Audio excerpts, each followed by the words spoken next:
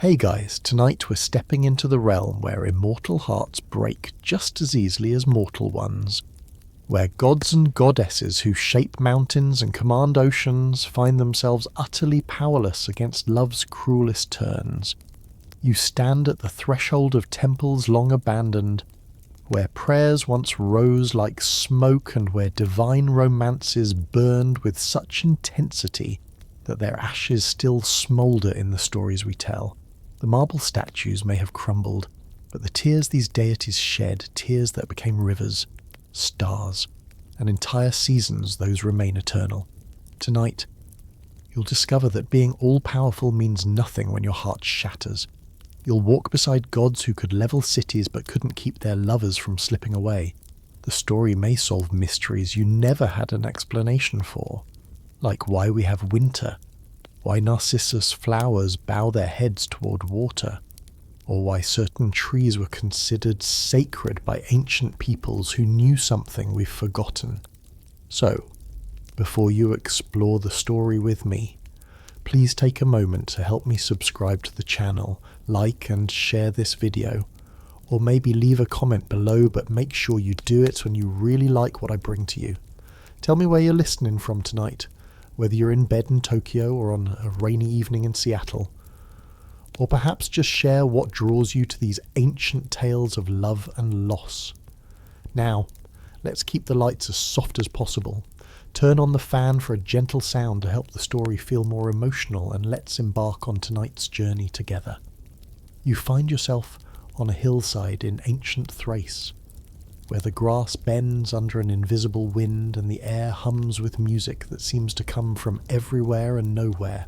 A young man sits beneath an oak tree, his fingers dancing across the strings of a lyre, and every note he plays makes the world around him respond.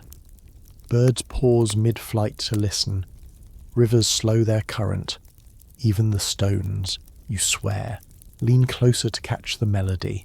This is Orpheus, son of the muse Calliope, and his music doesn't just entertain, it enchants, commands, transforms. Ancient Greek historians recorded that trees would uproot themselves to follow him, which seems excessive, but you understand the metaphor when you hear him play. The music doesn't just enter your ears, it bypasses them entirely and speaks directly to something deeper, something you didn't know could listen. He plays for her, always for her. Eurydice, the oak nymph with eyes like honey and a laugh that sounds like water over smooth stones. You watch them in their courtship, him composing songs that make flowers bloom out of season, her dancing barefoot through meadows while he plays. It's the kind of love that makes other people slightly nauseous with envy, the kind where they finish each other's sentences and communicate in glances. Historians still argue whether Orpheus was a real historical figure, a poet whose reputation grew in the retelling, or purely mythological. But the Greeks treated his story as something that actually happened, pointing to specific locations in Thrace where his temple stood. Their wedding day arrives with all the proper ceremonies, torches, hymns, offerings to the gods. But here's where the universe reveals its cruel sense of timing on the afternoon of their marriage. Eurydice walks through a meadow, probably humming one of Orpheus's songs, when she steps directly onto a viper hidden in the tall grass. The snake strikes, the poison works quickly, and just like that, with the wedding flowers still fresh, Orpheus becomes a widower. You stand beside him as he cradles her body, as he plays his lyre with tears streaming down his face, trying desperately to find the melody that will bring her back. But for once, his music fails. The trees that dance for him cannot restore life. The rivers that changed course at his command cannot wash away death. Even his mother, a literal muse, cannot inspire a song powerful enough to reverse what's happened. For days, he plays only funeral dirges. The whole landscape mourns with him, flowers wilt, birds fall silent, even the sunrise seems delayed, as if the sun itself dreads illuminating a world where such injustice exists. And then, one morning, Orpheus makes a decision that no living mortal had successfully made before he will go down into the underworld and bring her back. Here's a quirky detail most retellings skip. Orpheus doesn't sneak into the underworld or trick his way past the guardians. He walks right up to the entrance at Cape Tenarum and basically knocks on death's door with his lyre in hand, announcing his intention like he's returning a borrowed cup of sugar. The audacity is remarkable. This is the ancient Greek equivalent of walking into a corporate headquarters and demanding to see the CEO without an appointment. The entrance to the underworld yawns before you. A cave mouth that exhales cold, stale air that smells like copper and forgotten things. Orpheus begins his descent and you follow, watching as the sunlight fades and the path slopes downward into darkness. He plays as he walks, a melody so heartbreaking that even the stones seem to weep at the river Styx. Charon the ferryman, usually described as a grumpy old man who accepts only proper payment, hears the music and forgets to demand his coin. The oar falls slack in his hands, tears you didn't think possible from such a weathered face track through the grime on his cheeks. He ferries Orpheus across for free, probably the only time in mythological history this happens. Cerberus, the three-headed guard dog of hell, poses the next obstacle. Each head can bite through bronze, and his bark can shatter courage. But Orpheus plays a lullaby, something gentle and sweet, and all three heads droop. The beast that has never let anyone pass in the wrong direction simply lies down. Three sets of eyes closing in synchronized surrender. You can almost see him dreaming of better days, perhaps remembering when he was a puppy before his job became keeping the dead imprisoned. Deeper still, past the fields of asphodel where ordinary souls wander in eternal twilight, past the judges who sentence the wicked, past tortures and punishments that would give you nightmares for years. But everywhere Orpheus walks, his music brings a moment of reprieve. Tantalus, forever thirsty and hungry with food and water just out of reach, forgets his torment. Sisyphus's boulder stops rolling backward. Ixion's wheel of fire pauses mid-spin. For just a few minutes, hell holds its breath. Finally, you arrive in the throne room of Hades and Persephone, the king and queen of the dead. The chamber stretches vast and cold, lit by torches that burn with black flames. Hades sits severe and immovable, his face carved from the same stone as his throne. Persephone beside him radiates a different energy. She knows what it means to be taken from the world above, to lose everything familiar. Do you remember that she herself was abducted to this place? That context matters here. Orpheus doesn't grovel, he doesn't beg or make demands, he simply plays. The song that pours from his lyre tells the story of his love, how Eurydice's smile was sunlight, how her absence is winter, how the world above has lost its music without her. He sings of the injustice of a love cut short, of a marriage that lasted mere hours, of a future stolen by a snake in the grass, and something impossible happens. Persephone weeps openly, the first tears she's shed since becoming queen of this cheerless realm. Even Hades' stern, unyielding Hades, who has denied every prayer and plea for millennia, feels something crack in the fortress of his chest. Ancient sources report that this was the only time the god of death showed mercy, which tells you something about the power of Orpheus's music, or perhaps about the universal nature of grief. "You may take her back," Hades announces, his voice like gravel shifting underground. Relief floods through you, through Orpheus, through the entire underworld. But then comes the condition. Because gods always attach conditions, you will walk ahead of her, back to the surface. She will follow behind you. But you must not look back at her, not once. Not even for an instant, until you both stand fully in the sunlight of the upper world. If you turn, she returns here forever. It seems simple enough.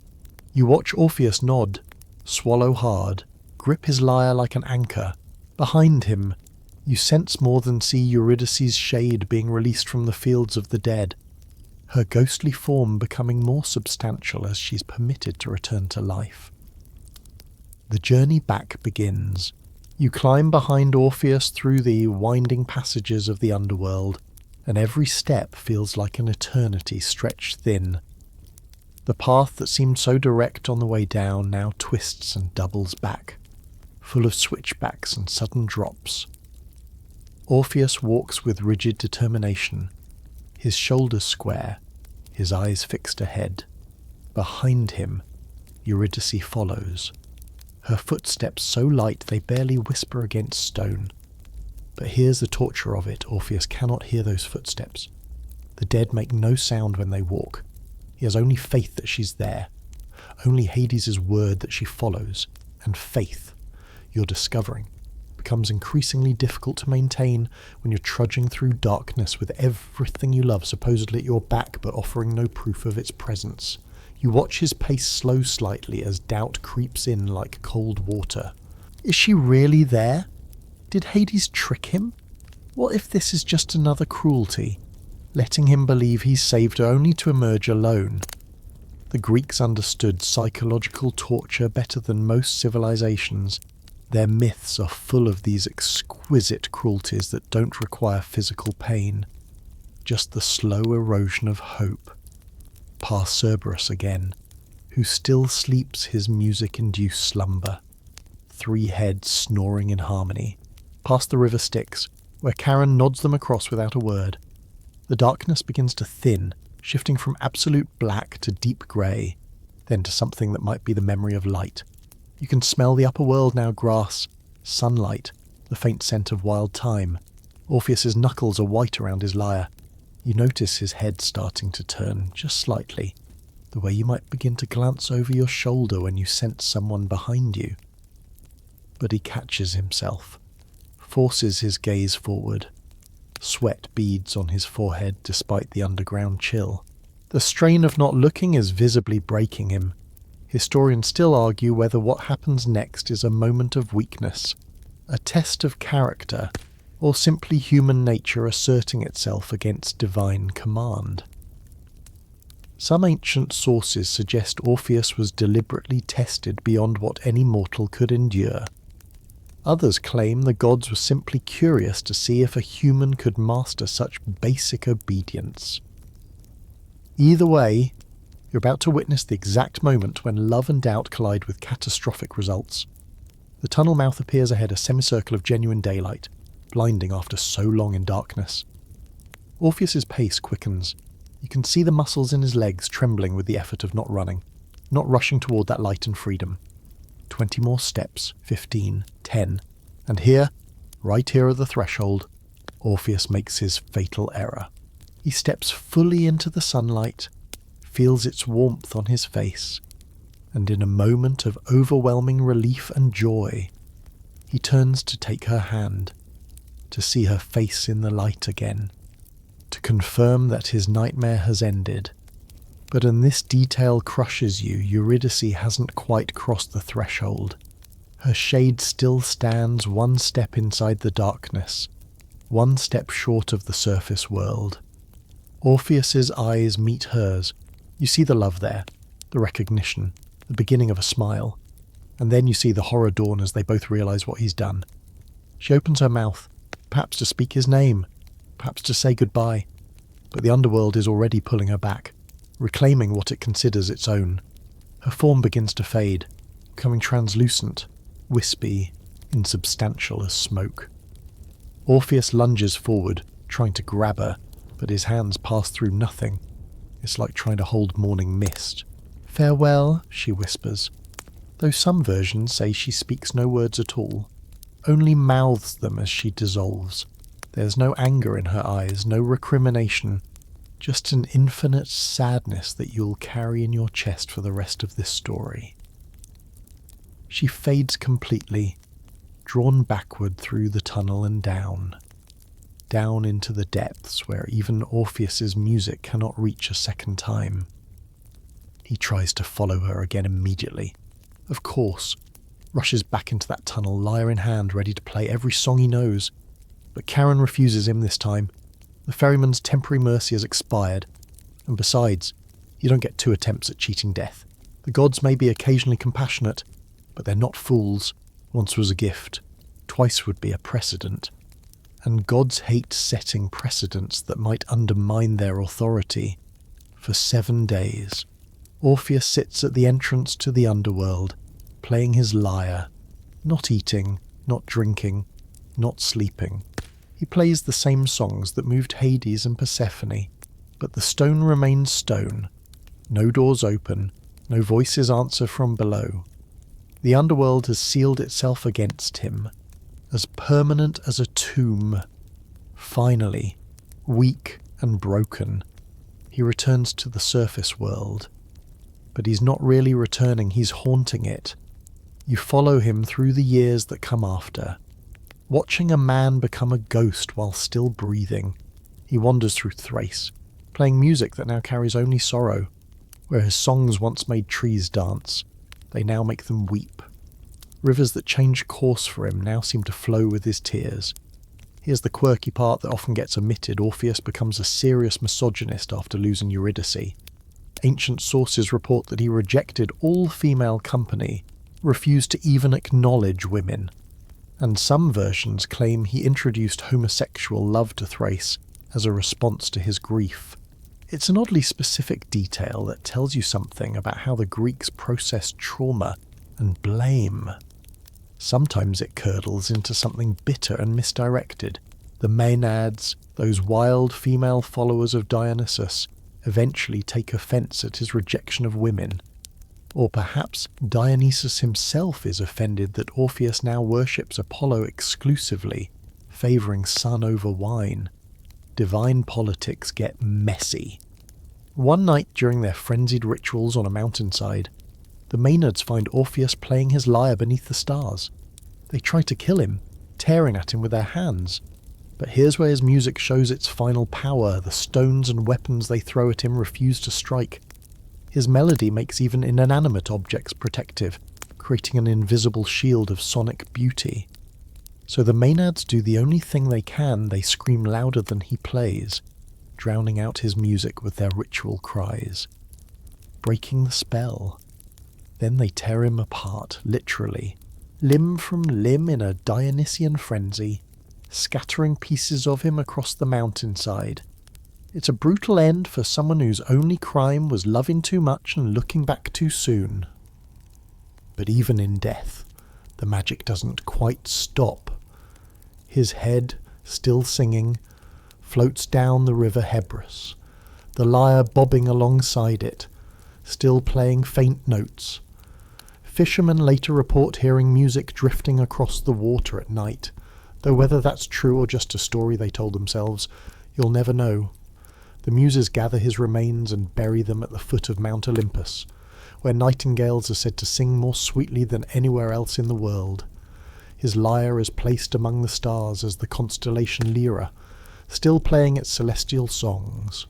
And Eurydice. Some versions say their shades finally reunite in the underworld, walking together through the fields of Asphodel, where he's finally allowed to look at her as much as he wants, because neither of them can die twice. But you wonder, as you drift away from this tragedy, whether a union in death really counts as a happy ending. They had one afternoon as husband and wife in the living world. Everything else was loss, longing, and fatal hesitation. The Greeks told this story for centuries, and each generation found something different in it, a warning about obedience, a meditation on trust, or perhaps just an acknowledgement that love and loss are so intertwined that you can't have one without risking the other. You step away from the river where Orpheus's head once sang, leaving behind the nightingales and the star map above. The air shifts around you, grows warmer, takes on the golden quality of eternal afternoon. You're moving forward through time and myth now, approaching another story where beauty becomes a burden and love transforms into obsession. Psyche appears before you in a Greek city you don't immediately recognize. She's the youngest of 3 sisters, and she's so stunningly beautiful that people forget to breathe when they see her. Literally, the ancient texts claim men would gasp and stand frozen, which sounds like hyperbole until you see her yourself. There's something about her face that seems to capture every ideal of beauty at once, as if she's less a person and more an abstract concept that somehow learned to walk. The problem with being that beautiful, you discover, is that people stop worshipping gods and start worshipping you instead. Altars to Aphrodite grow dusty and neglected, while crowds gather just to catch a glimpse of Psyche walking to the market. Flowers are thrown at her feet. Poems are composed in her honour. Temples empty because why worship beauty's goddess when beauty herself walks among you, Aphrodite, up on Mount Olympus, is not amused. Goddesses of beauty have delicate egos and well-documented vindictive streaks. Just ask any woman Aphrodite ever perceived as competition. Do you remember what happened to them? Usually nothing good. The goddess of love paces her celestial palace, watching her influence wane. Listening to prayers meant for her being redirected to a mortal girl who didn't ask for any of this attention. So Aphrodite does what angry gods always do, she summons her son Eros, better known to you as Cupid, the winged cherub with the golden arrows, except he's not really a cherub in the original myths. You see him now as the Greeks imagined him a young god, beautiful himself, powerful, carrying a quiver full of arrows that can make anyone fall in love with anything. One scratch from those golden tips and even the most rational mind becomes helplessly obsessed. Make her fall in love with the most hideous, wretched creature you can find, Aphrodite commands, gesturing toward the mortal realm where Psyche walks unknowing through her cursed beauty. A monster, a beast, something so vile that her life becomes a cautionary tale about hubris and comparison to gods. Eros nods, spreads his wings, and descends. You follow him down through the clouds, watching as he scouts his target. There's Psyche in a garden, reading beneath a fig tree, completely unaware that divine retribution is about to reshape her entire existence. She's not vain, you notice. Doesn't spend her time admiring her reflection or preening. If anything, she seems lonely, the kind of isolation that comes from being put on a pedestal so high that no one treats you like a person anymore. Eros lands silently behind her, draws an arrow, takes aim, but here's where divine plans go sideways as he pulls back the string. A bee historians still argue whether it was sent by another god or just cosmically bad timing stings him on the hand. He jerks. The arrow pricks his own chest, and in that instant he falls completely, irrevocably, catastrophically in love with the girl he was supposed to curse. The arrow clatters to the ground. Eros stands there, hand over his heart, looking at Psyche with the same helpless adoration that he's inflicted on countless others. It's almost funny. Really the god of falling in love, experiencing it for the first time himself, discovering that it's less like floating on clouds and more like being struck by lightning. He retreats to Olympus without completing his mission, leaving Aphrodite to wonder why Psyche remains unpunished. Meanwhile, Psyche's beauty becomes her prison. Years pass. Her older sisters marry well, find happiness, start families, but Psyche. No man dares court her. They worship her from a distance, call her too beautiful for mortal marriage, assume she's destined for some prince or hero. The irony would be amusing if it weren't so sad. She's literally too beautiful to love, too perfect to approach, condemned to loneliness by the very gift people assume is a blessing. Her father, desperate and confused, consults the oracle at Delphi. The prophecy he receives is chilling. Psyche must be dressed in funeral garments and left on a rocky crag, where a fearsome winged serpent will come to claim her as his bride. The oracle's words are specific, dramatic, and seemingly cruel, exactly the kind of mythological setup that makes you suspect divine intervention behind the scenes. You stand with Psyche's family as they prepare her funeral wedding, an oxymoron that captures the horror perfectly. She wears black and white simultaneously, flowers and grave offerings in the same procession. Everyone weeps except Psyche herself, who accepts this fate with a strange resignation. Perhaps being loved felt like dying slowly anyway. Perhaps this is just a faster version of the same isolation. They leave her on the mountain as the sun sets, abandoning her to whatever creature the prophecy promised. The wind picks up almost immediately the west wind, Zephyr, who works for Eros.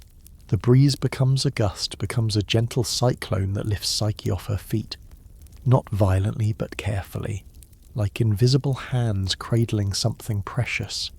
She floats through the air, over valleys and forests, until she's deposited in a meadow beside a palace that looks like it was grown from moonlight and crystal. The palace has no visible inhabitants, but invisible servants attend to her every need. A bath draws itself. Clothes appear laid out on the bed, the finest silk you've ever seen. Woven by hands you cannot perceive. A feast materializes on a table, roasted meats, fresh bread, wine that tastes like bottled starlight. Music plays from empty air, sung by voices without bodies.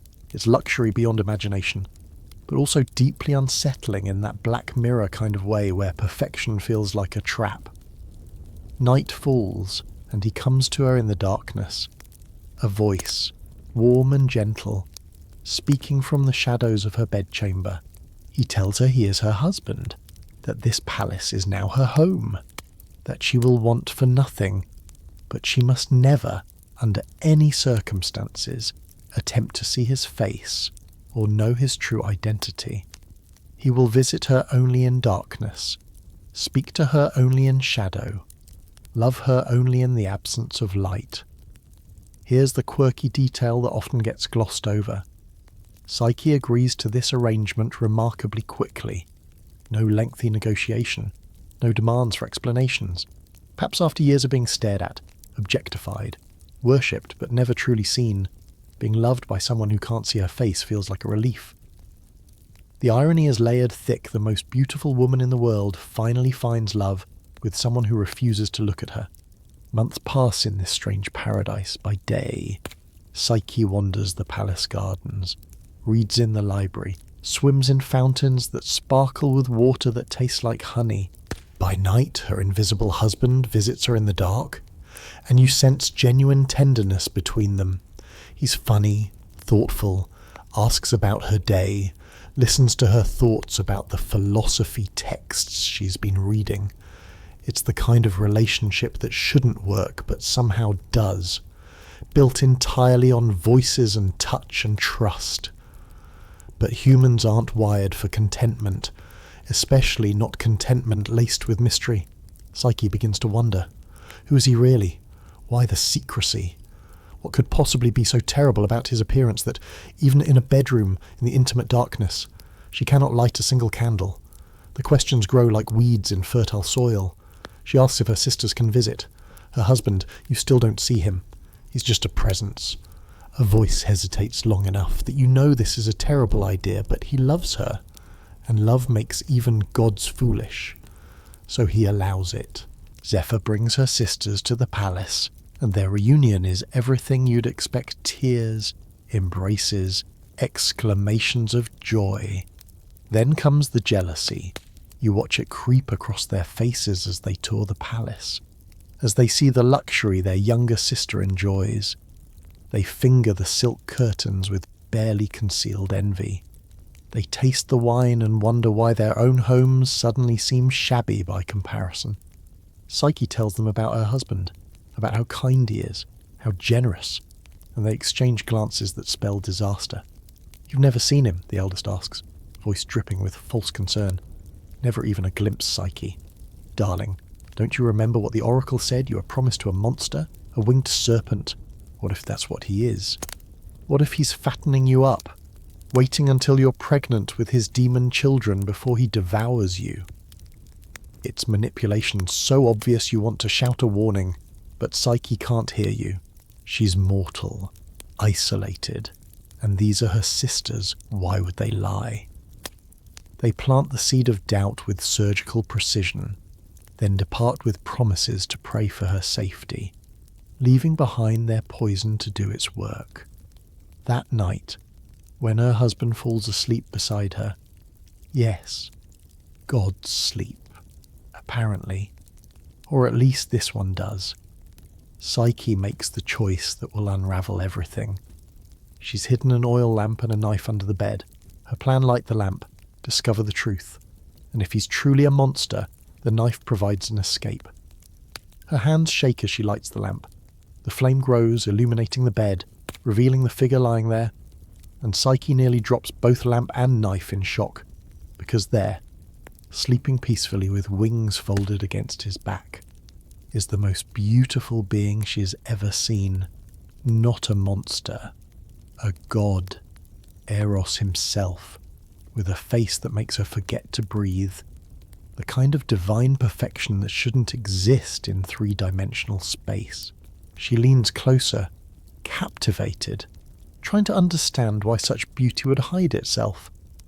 The lamp tilts just slightly, just enough. A drop of hot oil falls from the spout and lands on his bare shoulder. Eros wakes with a gasp, hand flying to the burn on his shoulder.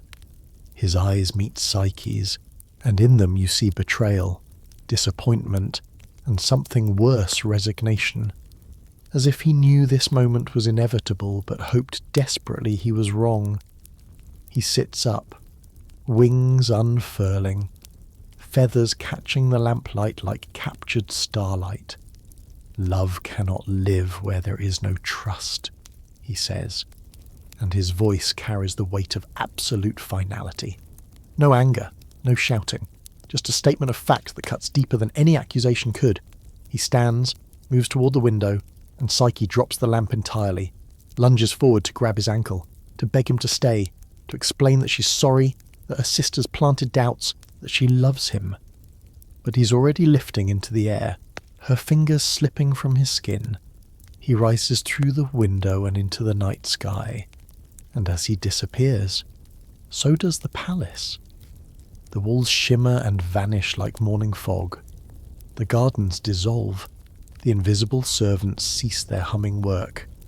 Psyche finds herself standing alone in an empty field at dawn, wearing nothing but her nightgown, the taste of ash in her mouth where moments ago there was honey. She wanders for days, maybe weeks, time blurring in her grief. She tries to throw herself into a river, but the river god takes pity and deposits her gently on the bank. She climbs to a temple of Demeter, begging the harvest goddess for help, but Demeter shakes her head. She can't interfere in Aphrodite's business. Not after what happened with her own daughter. Divine politics again. Everyone too afraid of making enemies to offer assistance. Finally, Psyche accepts what she must do. She walks directly to Aphrodite's temple and surrenders herself, asking to be punished, asking to serve, asking for any path that might lead back to Eros. It takes tremendous courage. Walking into the house of someone who already hates you, offering yourself up for judgment. You want to tell her to run, but you also understand that love makes us volunteer for our own destructions. Aphrodite receives her with a smile that would freeze oceans. "So," the goddess purrs, examining her nails with studied disinterest. "The little mortal who stole my son's heart has come crawling back. You want him? Then prove you're worthy. Complete the tasks I set for you, and perhaps I'll consider reuniting you." The tasks, naturally, are impossible. That's how divine tests work. They're designed for failure, for humiliation, for teaching mortals their proper place in the cosmic hierarchy. Historians still argue whether Aphrodite genuinely intended to give Psyche a chance, or simply wanted to torture her before discarding her entirely. The evidence suggests the latter. But gods are unpredictable. First task sought a massive pile of mixed grains wheat, barley, millet, lentils, beans into separate piles by dawn. The pile is huge, room-sized. Millions of individual seeds all jumbled together. It would take a team of workers weeks to complete. Psyche has one night. She sits before the pile and begins, knowing it's hopeless but unable to surrender without trying. But here's where the story reveals its deeper pattern when love is genuine. Help arrives from unexpected places. An army of ants, thousands upon thousands of them, emerge from cracks in the floor. They swarm the grain pile. each ant carrying individual seeds to the correct pile with a kind of efficient determination that only insects possess. By dawn, the task is complete, every grain sorted perfectly. Aphrodite inspects the work with narrowed eyes, clearly displeased that Psyche succeeded. "Luck," she declares. "Or perhaps you had help. Let's try something more challenging." Second task: obtain golden fleece from the sun sheep, aggressive rams that graze by a river, their wool gleaming like captured fire. These aren't gentle pastoral creatures, they're divine animals with tempers to match their golden coats, known to gore anyone who approaches them during daylight hours when the sun makes them particularly vicious. Psyche approaches the river at noon, ready to attempt the impossible, when a reed growing by the water begins to whisper. Yes, whisper nature itself is now conspiring to help her. The reed explains that she should wait until evening when the rams sleep, then gather the fleece that is snagged on branches and bushes around their grazing area. No need for direct confrontation, just patience and intelligence. She follows this advice, returns at dusk with an armful of golden wool, and presents it to Aphrodite. The goddess's jaw tightens almost imperceptibly. 2 impossible tasks completed. The script isn't following the expected pattern, and gods hate when mortals deviate from their assigned roles as victims. Third task: fill a crystal flask with water from the river Styx, specifically from the spot where it cascades down a mountain cliff, surrounded by poisonous serpents and jagged rocks that no mortal can climb. This task isn't just difficult, it's actively suicidal.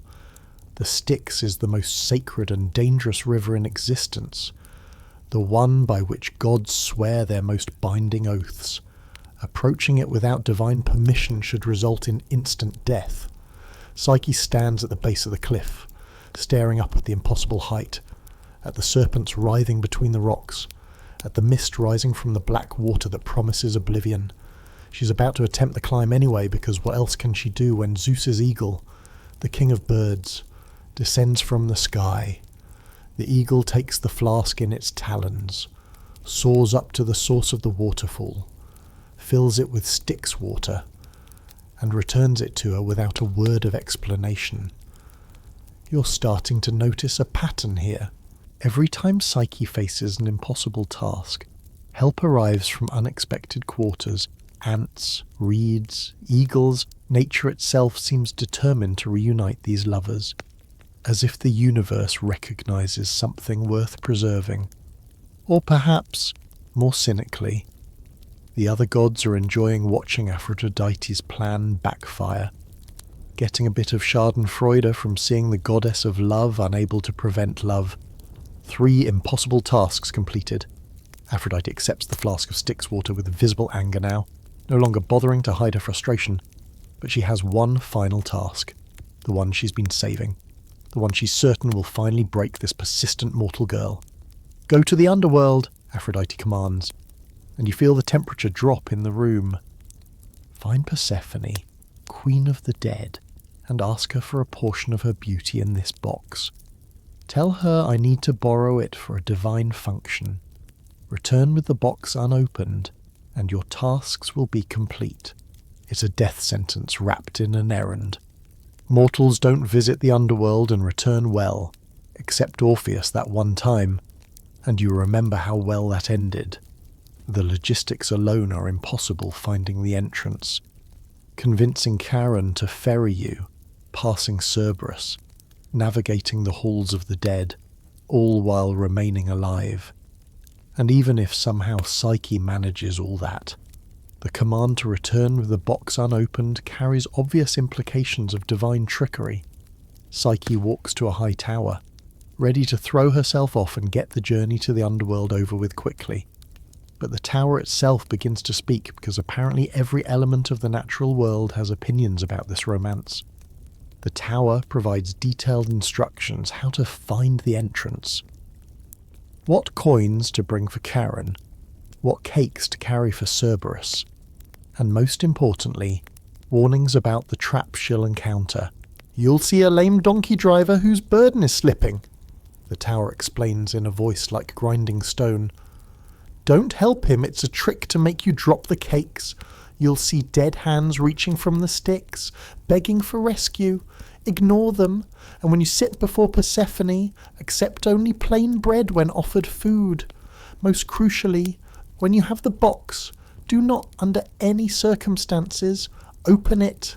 You descend with Psyche into the underworld, retracing steps that feel familiar after following Orpheus through these same dark passages, but where Orpheus carried a lyre. Psyche carries 2 coins for Charon and 2 honey cakes for Cerberus, payment for passage both ways, a detail that reveals her intention to survive this journey. She's not visiting death romantically like Orpheus did, drowning in grief. She's completing an errand, methodically checking boxes on an impossible to-do list, and there's something almost mundane about her determination that makes it more impressive. The entrance yawns before her at Taenarum, the same cave mouth that swallowed Orpheus years before. She enters without hesitation, following the tower's instructions like a recipe.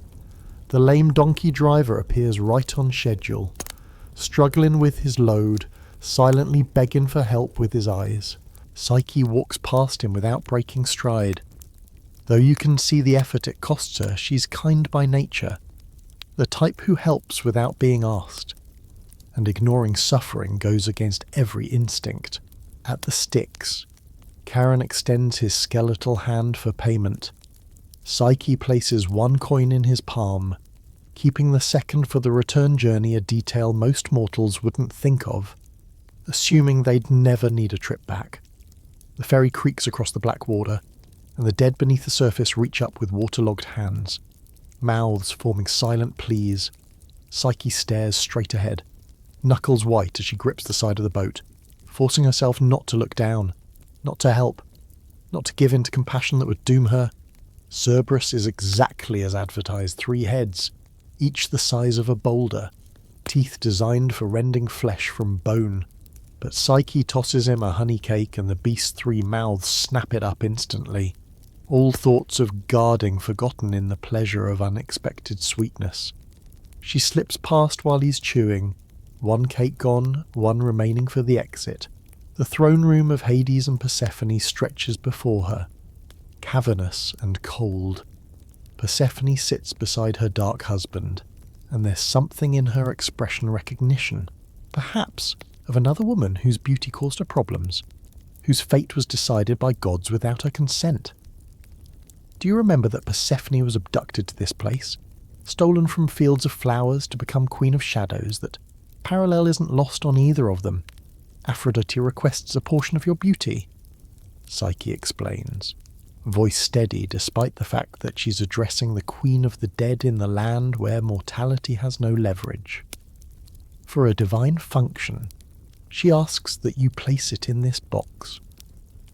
Persephone could refuse, could laugh at the request, could point out that Aphrodite, goddess of beauty, shouldn't need to borrow attractiveness from anyone. But instead, she takes the box, disappears into an inner chamber, and returns with it sealed. What she placed inside, you cannot see. Whether it's actually a portion of beauty or something else entirely, the box offers no hints. Do not open this, Persephone warns, echoing the tower's instructions, and her tone carries enough weight that you know the warning is genuine, not reverse psychology.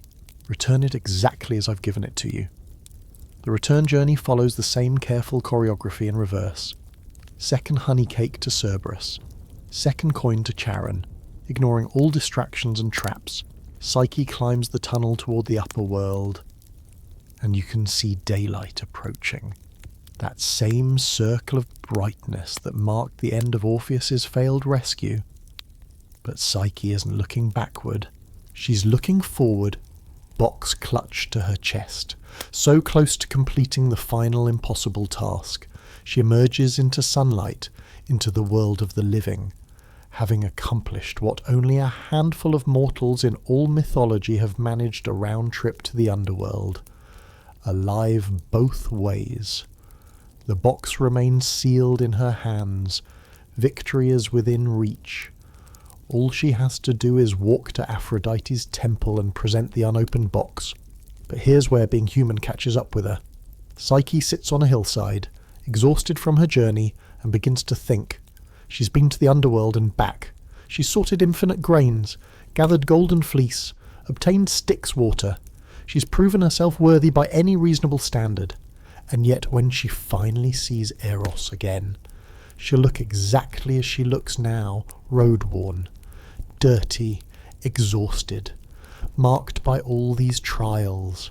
What if, she thinks, she took just a little of Persephone's beauty for herself, just enough to erase the weariness from her face, to make her appearance worthy of a god's love? Surely a tiny amount wouldn't be missed. The box probably contains enough beauty to spare. It's a reasonable thought, a human thought, the kind of rationalization we all make when we're exhausted and so close to success that we can taste it. You want to scream at her not to do it. The warnings were clear. The pattern obvious unopened means unopened. Not unopened except for a peek. But Psyche is mortal, flawed, driven by insecurity that gods will never understand, because gods don't spend their lives being told they're only valuable for their appearance. She's been beautiful her entire life, and it brought her nothing but isolation until she lost everything. Now she thinks she needs to be beautiful again to deserve love. She opens the box. No beauty emerges. Instead, a sleep pours out like smoke, like fog, like heavy invisible blankets that wrap around her limbs and pull her down. It's not the sleep of fairy tales, peaceful and waiting for true love's kiss. This is the sleep of death, the exhaustion of the underworld itself, Persephone's own weariness at being queen of a colourless realm. Psyche collapses on the hillside, the box tumbling from her fingers, and she doesn't move again. But Eros, recovered from his burn and his heartbreak, has been watching. He's been aware of every task Aphrodite set, aware of every helper who arrived to assist Psyche, perhaps even sending some of them himself. He's been waiting to see if she would complete the impossible, if her love was strong enough to match his own. And now, seeing her fallen, he finally acts. He flies to her side, gathers the deadly sleep back into the box with a touch of his divine hand, and seals it properly. Then he leans down and kisses her, and the kiss carries no magic except the magic of genuine love. No enchantment except the enchantment of being truly seen by someone who knows your worst mistakes and chooses you anyway. Psyche wakes in his arms. They look at each other. Really look this time, with no darkness between them, no secrets, no forbidden lamps or hidden faces, just two beings who have hurt each other and forgiven each other and survived tasks that should have broken them. "I should have trusted you," she whispers. "I should have trusted you with the truth," he replies. It's the kind of mutual accountability that healthy relationships require, but myths rarely model. They're both right. They both failed each other, and they're choosing to move forward anyway. Eros flies her directly to Mount Olympus. No more errands, no more tests, no more asking Aphrodite's permission for anything. He brings Psyche before Zeus himself and makes his case he loves her. She's proven herself worthy through trials that would have broken most mortals, and he's claiming her as his wife, whether his mother approves or not. It's the divine equivalent of eloping public declaration that removes any room for negotiation. Zeus, who has his own complicated history with mortal lovers, finds the whole situation amusing. He grants Psyche immortality with a cup of ambrosia, officially elevating her to godhood, which technically makes the marriage between equals and solves all the political complications. Historians still argue whether Zeus did this out of genuine kindness or simply to irritate Aphrodite, whom he's never particularly liked. Either way, the result is the same. The wedding on Mount Olympus is everything the first attempt wasn't: joyful instead of funereal, celebrated instead of mourned, witnessed by gods instead of abandoned by mortals. Even Aphrodite attends, though her smile doesn't quite reach her eyes. She's been outmaneuvered by her own son, watched a mortal she meant to destroy become immortal instead, and there's a bitter poetry in that defeat that she'll spend centuries processing. Psyche and Eros eventually have a daughter, and they name her Hedone Pleasure, which feels appropriate for the child of love and soul. The family settles into immortality, and their story becomes the template for every tale about love requiring trust, about the danger of doubt planted by jealous voices, about how sometimes you have to lose everything to discover what really matters. You drift away from Olympus as the celebration continues, moving backward through time now, to a different pantheon, a different kind of love story. The Mediterranean sun shifts and intensifies, becomes harsher, burns with the aggressive heat of eternal summer. You're in Greece still, but earlier, in the age when gods walked more freely among mortals and the boundaries between divine and human were dangerously permeable. Apollo appears before you, god of the sun, music, poetry, prophecy, and about a dozen other portfolios that make him one of the busiest deities in the Greek pantheon. He's beautiful in that uncomfortable way gods often are too perfect, too symmetrical, like someone created a human and then smoothed away every flaw until what remained was more concept than person. Golden hair catches sunlight even in shadow. His smile could launch ships or topple kingdoms, and he knows it. He's hunting, because gods need hobbies, tracking a python through the forest near Delphi. The serpent is massive, legendary, the creature that guarded the oracle before Apollo claimed it for himself. He draws his bow, the same divine weapon that never misses, and puts 3 arrows into the python's skull in quick succession. The creature crashes down, dead before it understands what's happening, and Apollo stands over it with the satisfied air of someone who's just completed their daily to-do list. Eros happens to be flying overhead, yes, him again, because love gods get around, and he's carrying his own bow and arrows, the ones that cause obsessive infatuation. Apollo, fresh from his kill and feeling particularly cocky, calls up to him with a kind of teasing that gods really should know better than to engage in. "Nice bow, little one," Apollo shouts, his voice dripping with condescension. "But perhaps you should leave the real archery to those of us who hunt more dangerous game than hearts. Your arrows are toys, mine are weapons." Here's a quirky detail that often gets omitted. Eros is genuinely insulted by this comparison. Not just annoyed, but offended on a professional level. He's been making gods and mortals fall inappropriately in love for eons, and he's quite good at his job, being mocked by Apollo, who thinks that killing a snake makes him superior, strikes directly at his divine pride. "Your arrows may kill," Eros replies, voice deceptively sweet, "but mine can make you wish you were dead." And before Apollo can pass what that means, Eros fires 2 arrows almost simultaneously. The first, golden and barbed with desire, strikes Apollo directly in the chest. The second, leaden and designed to repel love, strikes a nearby river nymph named Daphne, who's been spending her afternoon reading poetry beneath a laurel tree, bothering absolutely no one. The effect is instantaneous and catastrophic.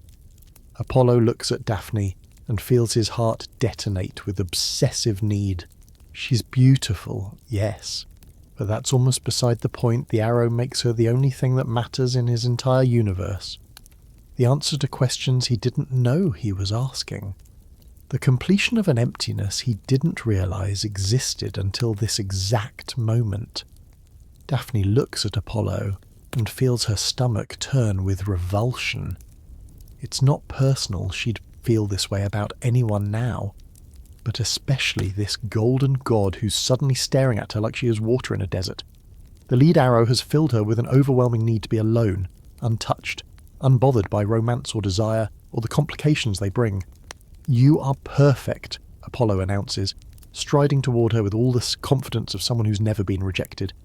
"I am Apollo, god of the sun, master of music, lord of prophecy. I can offer you immortality, temples in your name. The envy of every woman in Greece, be mine." It's possibly the worst pickup line in mythological history, and you watch Daphne's expression shift from disinterest to active alarm. She doesn't want immortality. She doesn't want temples. She especially doesn't want this aggressive golden man treating her like a prize to be won with a simple declaration of his resume. "No," she says, standing up, gathering her things. "Thank you, but no." Apollo, who has literally never heard that word directed at him before, doesn't process it correctly. He thinks she's playing coy, that she doesn't understand the honour he's bestowing, that she needs more convincing, so he follows her, listing his accomplishments, describing the luxuries she'll enjoy as his lover, explaining all the logical reasons why she should want him. Daphne walks faster. Apollo matches her pace. His declarations of love grow more intense, more elaborate, more desperate.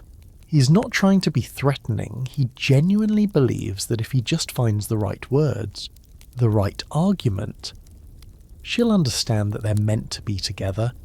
But intent doesn't matter when someone is chasing you through the forest. And Daphne is terrified. She breaks into a run. Apollo, confused and frustrated, runs after her. He could simply appear in front of her. He's a god. Teleportation is well within his abilities, but some part of him still believes this is courtship, that eventually she'll stop and laugh and admit this was all a test of his dedication. Through the forest they race, Daphne's lungs burning.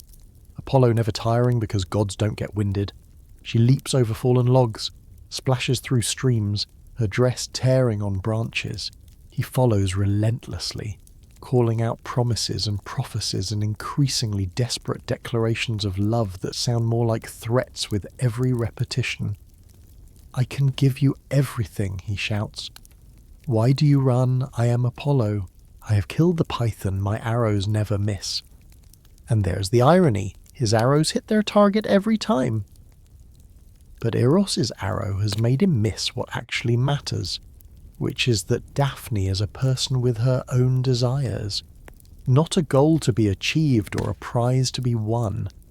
Historians still argue whether Apollo genuinely didn't understand he was terrorizing her, or whether on some level he knew but couldn't stop himself, couldn't override the obsessive compulsion Eros's arrow had created. Either way, the result is the same: a woman fleeing through the forest from an all-powerful being who claims to love her but won't respect the most basic boundary of "leave me alone." Daphne's father is Peneus, a river god, which means she has one desperate option left. As Apollo closes the distance behind her, she can hear his footsteps now, feel his breath on her neck. She screams a prayer to her father: "Change me, hide me, make me anything but accessible to him." River gods hear their daughters' prayers with particular urgency, and Peneus responds instantly. You watch the transformation begin at Daphne's feet, her toes extending, splitting, driving down into the earth as roots. The change travels upward through her legs, her skin roughening into bark, brown and textured and increasingly rigid. Her arms lift skyward, not in surrender, but in final defiance. Her fingers elongating into branches, her hair spreading and flattening into thousands of green leaves that catch the dappled sunlight. Apollo reaches her just as the transformation completes. His hands close around what was her waist, but is now a tree trunk. Smooth bark where moments ago there was warm skin. He stumbles backward, staring in horror at the laurel tree that stands where Daphne stood, at the leaves that still tremble with what might be her final breath or might just be wind. "No," he whispers, and for the first time his voice carries actual emotion beyond entitled desire. "No, come back. I didn't mean I would never have..." But the tree offers no response, no forgiveness, no reassurance that she heard his sudden remorse or that it matters. He sinks to his knees before the laurel, and you watch a god experience genuine grief for possibly the first time in his immortal existence. Not the grief of losing something he possessed, but the grief of understanding what his pursuit caused, what his inability to accept rejection cost someone else. The arrow is still in his chest, so he still loves her, still feels that obsessive, overwhelming need, but layered over it now is the devastating awareness that his love destroyed the person he loved. "I will honour you," he says to the tree, hands pressed against bark that will never soften back into flesh. "If you cannot be my wife, you will be my sacred tree. Your leaves will crown victors and poets. You will mark temples and celebrations. Every triumph, every achievement, every moment of glory will be decorated with your branches. I will make you immortal in a different way. It's meant to be a tribute, a consolation prize." But there's something almost insulting about it. She explicitly ran from him, transformed herself into a tree to escape his attention, and his response is to make her his symbol anyway, to ensure she can never be separate from him even in this wooden form. The laurel crown becomes Apollo's signature across all of Greek civilization, worn by athletes and artists, and Daphne never gets to be anything except the tree that rejected a god. Here's a detail that often gets overlooked. The laurel tree itself becomes associated with prophecy and poetry. Apollo's domains. Priestesses at Delphi chew laurel leaves before delivering their oracles. Poets wear laurel crowns when they recite. So even in transformation, even in her desperate escape, Daphne ends up serving the god she fled from, her very essence absorbed into his worship. You wonder sometimes whether the tree dreams, whether some consciousness of Daphne persists in the wood and leaves, aware but unable to speak, watching centuries pass while Apollo's priests harvest her branches for their ceremonies. The Greeks didn't explore that question. Perhaps they didn't want to know the answer. Apollo wanders away from the laurel, still carrying the golden arrow in his chest, because divine wounds don't heal the same way mortal ones do. He composes songs about Daphne that become famous throughout Greece. Beautiful melodies about lost love and tragic transformation, and people listen and sigh and call it romantic without quite processing the horror underneath. You leave him there, composing another verse about his unrequited love, and the forest grows darker around you as you move forward through time and sideways through mythology. The air thickens, becomes heavy with the scent of pomegranate and funeral flowers. Underground darkness calls you downward, and you descend into a story that begins with violence but becomes something more complicated than simple villainy. The underworld stretches before you again, but this time you're seeing it before Orpheus, before Psyche, in the age when Hades ruled alone over the dead without a queen beside him. The realm is functional, but joyless souls are processed, judged, assigned to their eternal destinations. But there's no softness here, no mercy, no warmth. It's a bureaucracy of death, efficient and utterly cold. Hades himself is not the devil figure later traditions make him. He's stern, yes, and humourless, but not actively malicious. He drew the shortest straw when Zeus divided the cosmos sky. Sea and underworld distributed among 3 brothers, and he's made the best of the job nobody wanted. He's wealthy beyond measure. Technically, since all the precious metals and gems lie in his domain. But what's wealth when you live in darkness surrounded by the dead? He's lonely. That's the truth nobody talks about. Zeus has his endless parade of lovers. Poseidon has his sea nymphs and ocean palaces. Hades has shadows and silence and the occasional policy meeting with other death gods. He's starving for companionship, for warmth, for something living and bright in his monochrome realm. Then one day, conducting his rare inspection of the upper world, checking to make sure no cracks have formed in the ceiling of his domain. That sort of maintenance work, he sees her. Persephone, daughter of Demeter the harvest goddess, picking flowers in a meadow with her friends. She's laughing, weaving narcissus and hyacinth into crowns, her dress stained with grass and pollen. She's everything his realm isn't: vital, colourful, full of uncomplicated joy.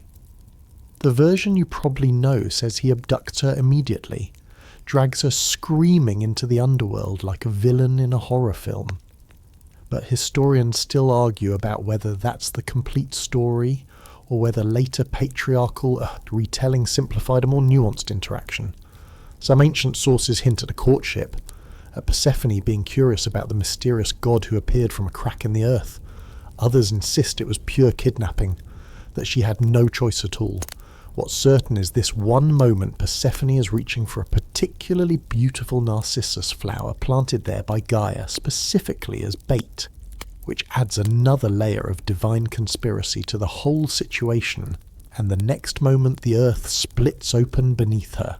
Hades emerges in his chariot pulled by black horses, and before her friends can react, before Persephone herself can fully process what's happening, she's pulled down into darkness and the earth seals itself above her.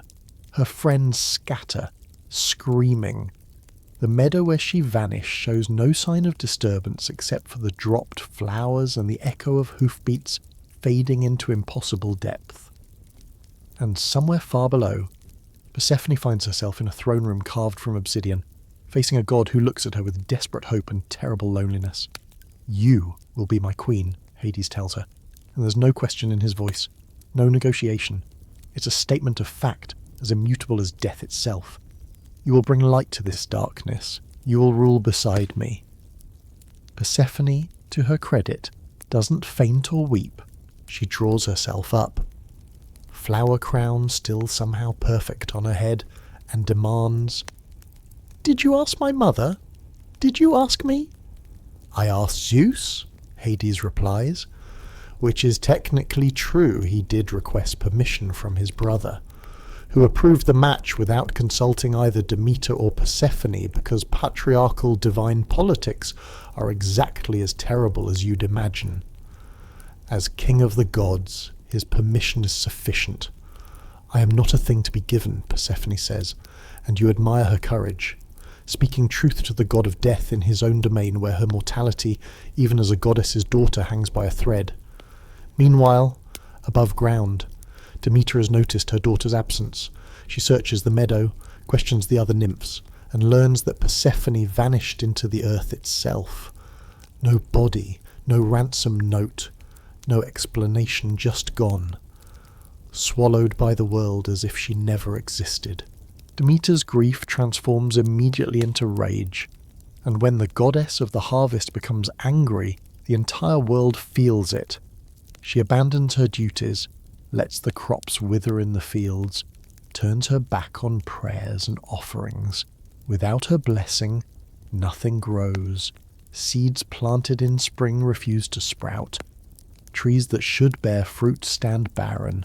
The green world turns brown, then grey, then the colour of ash and despair. Humans begin to starve. Animals die in the fields. The earth itself seems to be dying, which from Demeter's perspective is exactly the point if she cannot have her daughter. If the world can simply swallow children without consequence, then the world deserves to end. It's the kind of scorched earth response that only grief can justify. Collective punishment for a crime she can't even identify yet because no one will tell her what happened to Persephone.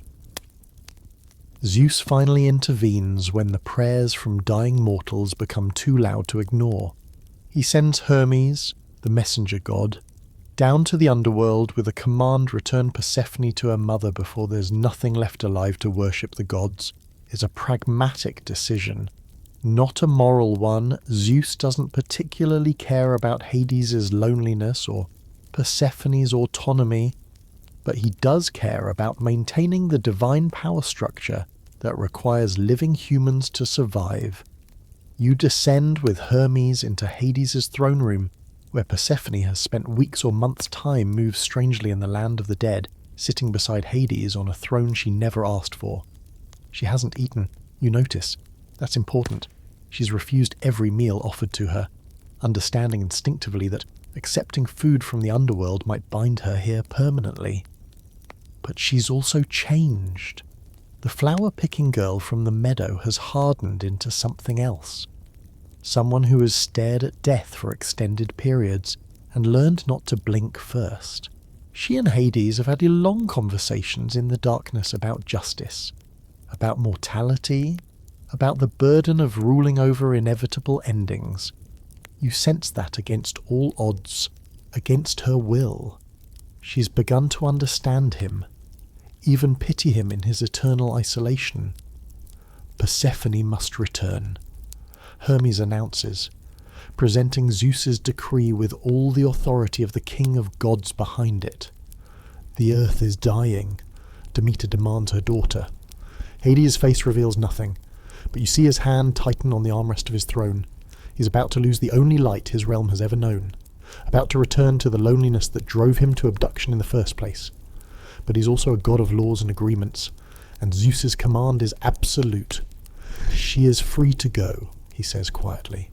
Then, with careful deliberation, he adds, but perhaps the queen would like one final refreshment before her journey. He offers her a pomegranate, split open to reveal seeds like bloody jewels. It's beautiful, tempting in the way only forbidden things can be. Persephone has been hungry for so long, refusing sustenance, maintaining her protest through sheer will, and now, on the verge of freedom, this offer. Historians still argue whether what happens next is trickery, genuine hospitality, or something more complex, a final test. Perhaps, or an opportunity for Persephone to make her own choice about her future. The rules about underworld food are clear: consume anything from the realm of the dead and you're bound to it permanently. Persephone knows this. Hades knows she knows this. So when she reaches out and takes the pomegranate, when she carefully extracts 6 seeds and places them one by one in her mouth, it's not ignorance that guides her hand. Some versions claim Hades tricked her, forced her, manipulated her into eating, but you watch her face as she swallows those seeds, and there's something deliberate in her expression, something that looks almost like choice. Maybe she discovered that she doesn't want to be just the flower-picking girl forever. Maybe ruling the dead has shown her a purpose she never knew she needed. Or maybe, and this is the interpretation that makes you most uncomfortable, she's found something in Hades that resonates despite the violence of how they met. I have eaten 6 seeds of the pomegranate, Persephone announces. And her voice carries a strange mix of resignation and satisfaction. The underworld seems to exhale. Hades closes his eyes briefly. Whether in relief or regret, you cannot tell. Hermes looks exasperated, because now this simple retrieval mission has become a divine legal nightmare requiring Zeus's arbitration. Zeus, when presented with the situation, makes a compromise that satisfies no one but solves the immediate crisis. Persephone will spend 6 months of each year in the underworld with Hades, 1 month for each seed she consumed, and 6 months above ground with her mother.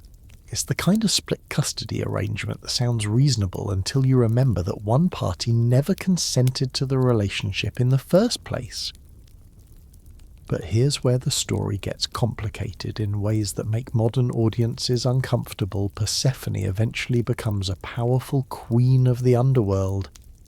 Not just a decorative consort, but a genuine ruler who makes decisions about the dead, who shows mercy or judgment as she sees fit. Later myths show her acting with authority, sometimes with more compassion than Hades, sometimes with equal severity. She grows into the role in ways that suggest it wasn't entirely wrong for her, even if how she acquired it was absolutely wrong. The ancient Greeks used this story to explain the seasons. When Persephone descends to the underworld each year, Demeter grieves and winter arrives. When Persephone returns, her mother's joy brings spring and summer.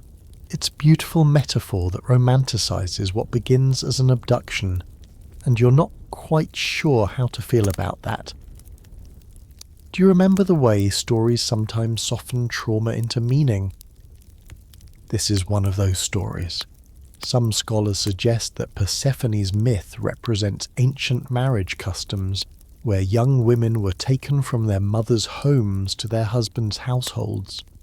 The grief of separation transformed into a cosmic explanation for agricultural cycles. Others argue it's about the transition from maiden to woman, from innocence to the knowledge of death and sex and power. Still others insist we should read it purely as what it appears to be an abduction that the victim eventually makes peace with, because what other choice does she have? You rise from the underworld as Persephone does, emerging into her mother's desperate embrace, watching spring explode across the landscape in response to Demeter's joy.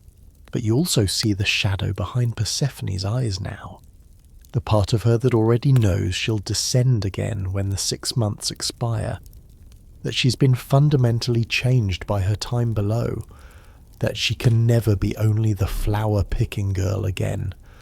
The story wants you to see growth and compromise, but you also see a young woman who adapted to captivity so thoroughly that she became the thing that captured her. Whether that's survival, Stockholm Syndrome, genuine transformation, or something the Greeks didn't have words for, you'll never fully resolve. You move away from the meadow where Persephone reunites with her mother, moving forward through centuries, sideways through geography.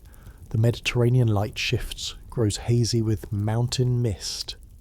You're in Greek forests again, where nymphs play among the trees and gods wander looking for entertainment or trouble, which for them are often the same thing. A voice calls out, clear and musical, echoing through the trees. You follow the sound and find Echo, an Oread, a mountain nymph with a talent for conversation and a dangerous habit of using that talent to deceive. She's beautiful in the way nymphs are, but her real gift is her voice, the way she can string words together into elaborate stories that captivate listeners for hours. Echo uses her gift for mischief, specifically helping Zeus conduct his affairs by distracting Hera whenever the Queen of the Gods comes looking for her philandering husband. When Hera appears on a mountain path demanding to know if Zeus has been consorting with the nymphs again, Echo launches into elaborate stories and meandering anecdotes, keeping Hera engaged in conversation for hours while Zeus and whichever nymph he's currently pursuing make their escape. It's a clever scheme that works perfectly until it doesn't. Hera eventually realizes she's been played, that this chatty nymph has been running interference for Zeus's infidelities for months or possibly years. And Hera, as you probably know, does not forgive easily or proportionately.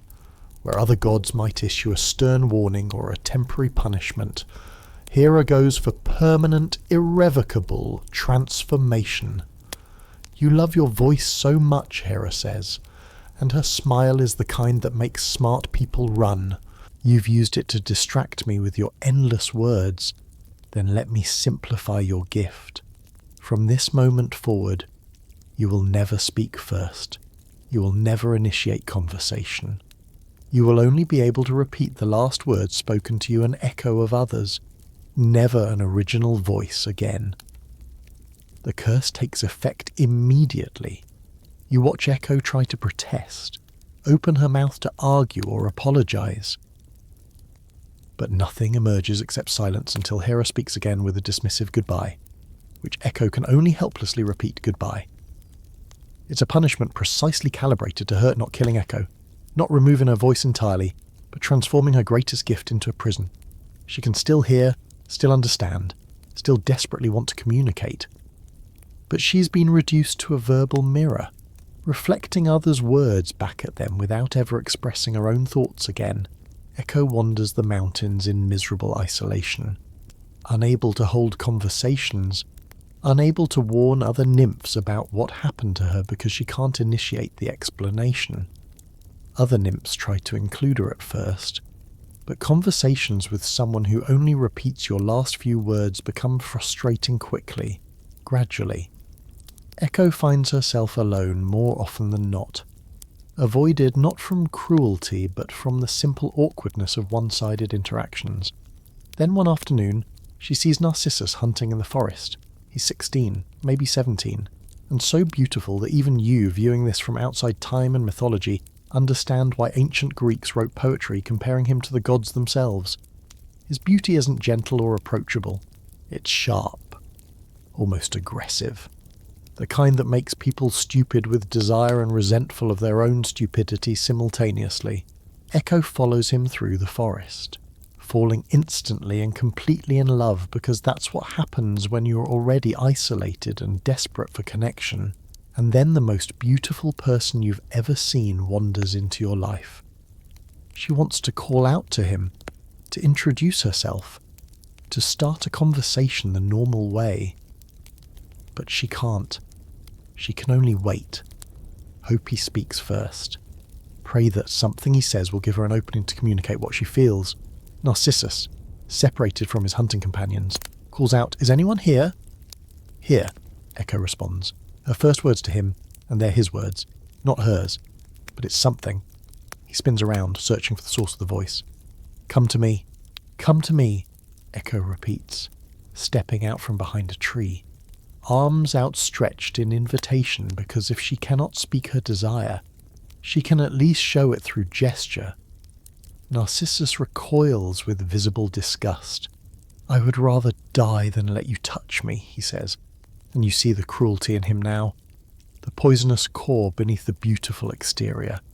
He's not just rejecting her, he's repulsed by her presumption that someone like her could approach someone like him. "Touch me," Echo whispers, because those are the only words available to her, and hearing them torn from context and used against her breaks something fundamental inside her. He actually laughs and walks away, leaving her standing in the forest clearing with her arms still outstretched, and Echo, who's already lost her voice, now loses everything else. She stops eating, stops sleeping except when exhaustion forces unconsciousness. Grief and shame consume her more thoroughly than any physical hunger could. Here's the detail that often gets softened in retellings. Echo doesn't just die of a broken heart. She literally wastes away, her flesh dissolving, her body becoming increasingly insubstantial until only her bones remain, and eventually even those turn to stone. Her voice is the last thing to persist. The curse ensuring that while everything else about her fades into nothing, the ability to repeat others' words survives. Disembodied and eternal, you can still hear her in canyons and caves, repeating the last syllables of whatever sound reaches her. Children shout into valleys and laugh when she answers, never knowing they're playing with the remnants of someone who died from rejection and a goddess's spite. But Narcissus's cruelty doesn't go unnoticed. Nemesis, goddess of retribution, hears the prayers of everyone Narcissus has rejected, and there are many, because beauty like his attracts constant attention that he rejects with consistent cruelty. He's turned away dozens of admirers, both male and female, always with the same disgusted disdain, the same certainty that no one could possibly be worthy of him. Nemesis decides on a punishment that mirrors his crime perfectly. He will fall in love with someone exactly as unattainable as he has made himself to others. Someone he can see but never touch. Someone who will never love him back because loving back is impossible. One afternoon, hunting in the forest, Narcissus comes upon a pool of water so clear and still it looks like polished silver. He kneels to drink, sees his reflection, and in that instant, Nemesis's curse activates. He falls in love with his own face looking back at him from the water. It's not vanity. Exactly, he doesn't recognize himself. He thinks he's seeing another person, someone beautiful and perfect dwelling in the pool. He reaches for the face, but touching the water shatters the image into ripples. He tries to embrace the figure, but his arms pass through nothing. He speaks to it, whispers declarations of love, but the lips in the water move silently, offering no response. "Why do you avoid me?" Narcissus asks his reflection. "I am not old or ugly. Others have loved me." And here he pauses, perhaps remembering Echo, perhaps not. "And I can see that you love me too by the way you look at me. You reach for me when I reach for you. You smile when I smile. So why can we not be together?" He doesn't sleep, doesn't eat, can't tear himself away from the pool, because leaving means leaving the object of his obsession. Historians still argue whether Narcissus ever realizes he's fallen in love with himself, whether the recognition comes before death, or whether he dies still believing he's separated from another person by some cruel trick of fate. His body begins to fail from starvation and exposure, and in his final moments, he whispers to his reflection, "Farewell."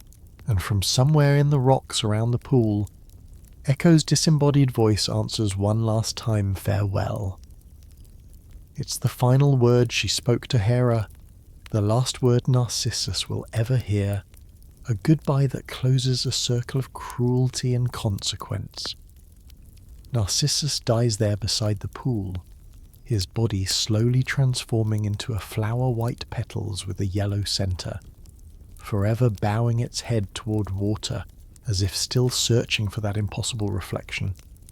The Narcissus flower becomes a symbol of self-absorption and unrequited love, blooming every spring as a reminder that beauty without compassion is just another form of ugliness.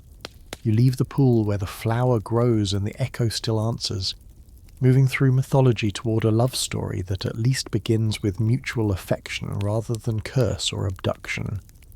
The air grows heavier, takes on the dense quality of desert heat. You're in Egypt now, along the banks of the Nile where the water sustains life in the midst of sand and stone.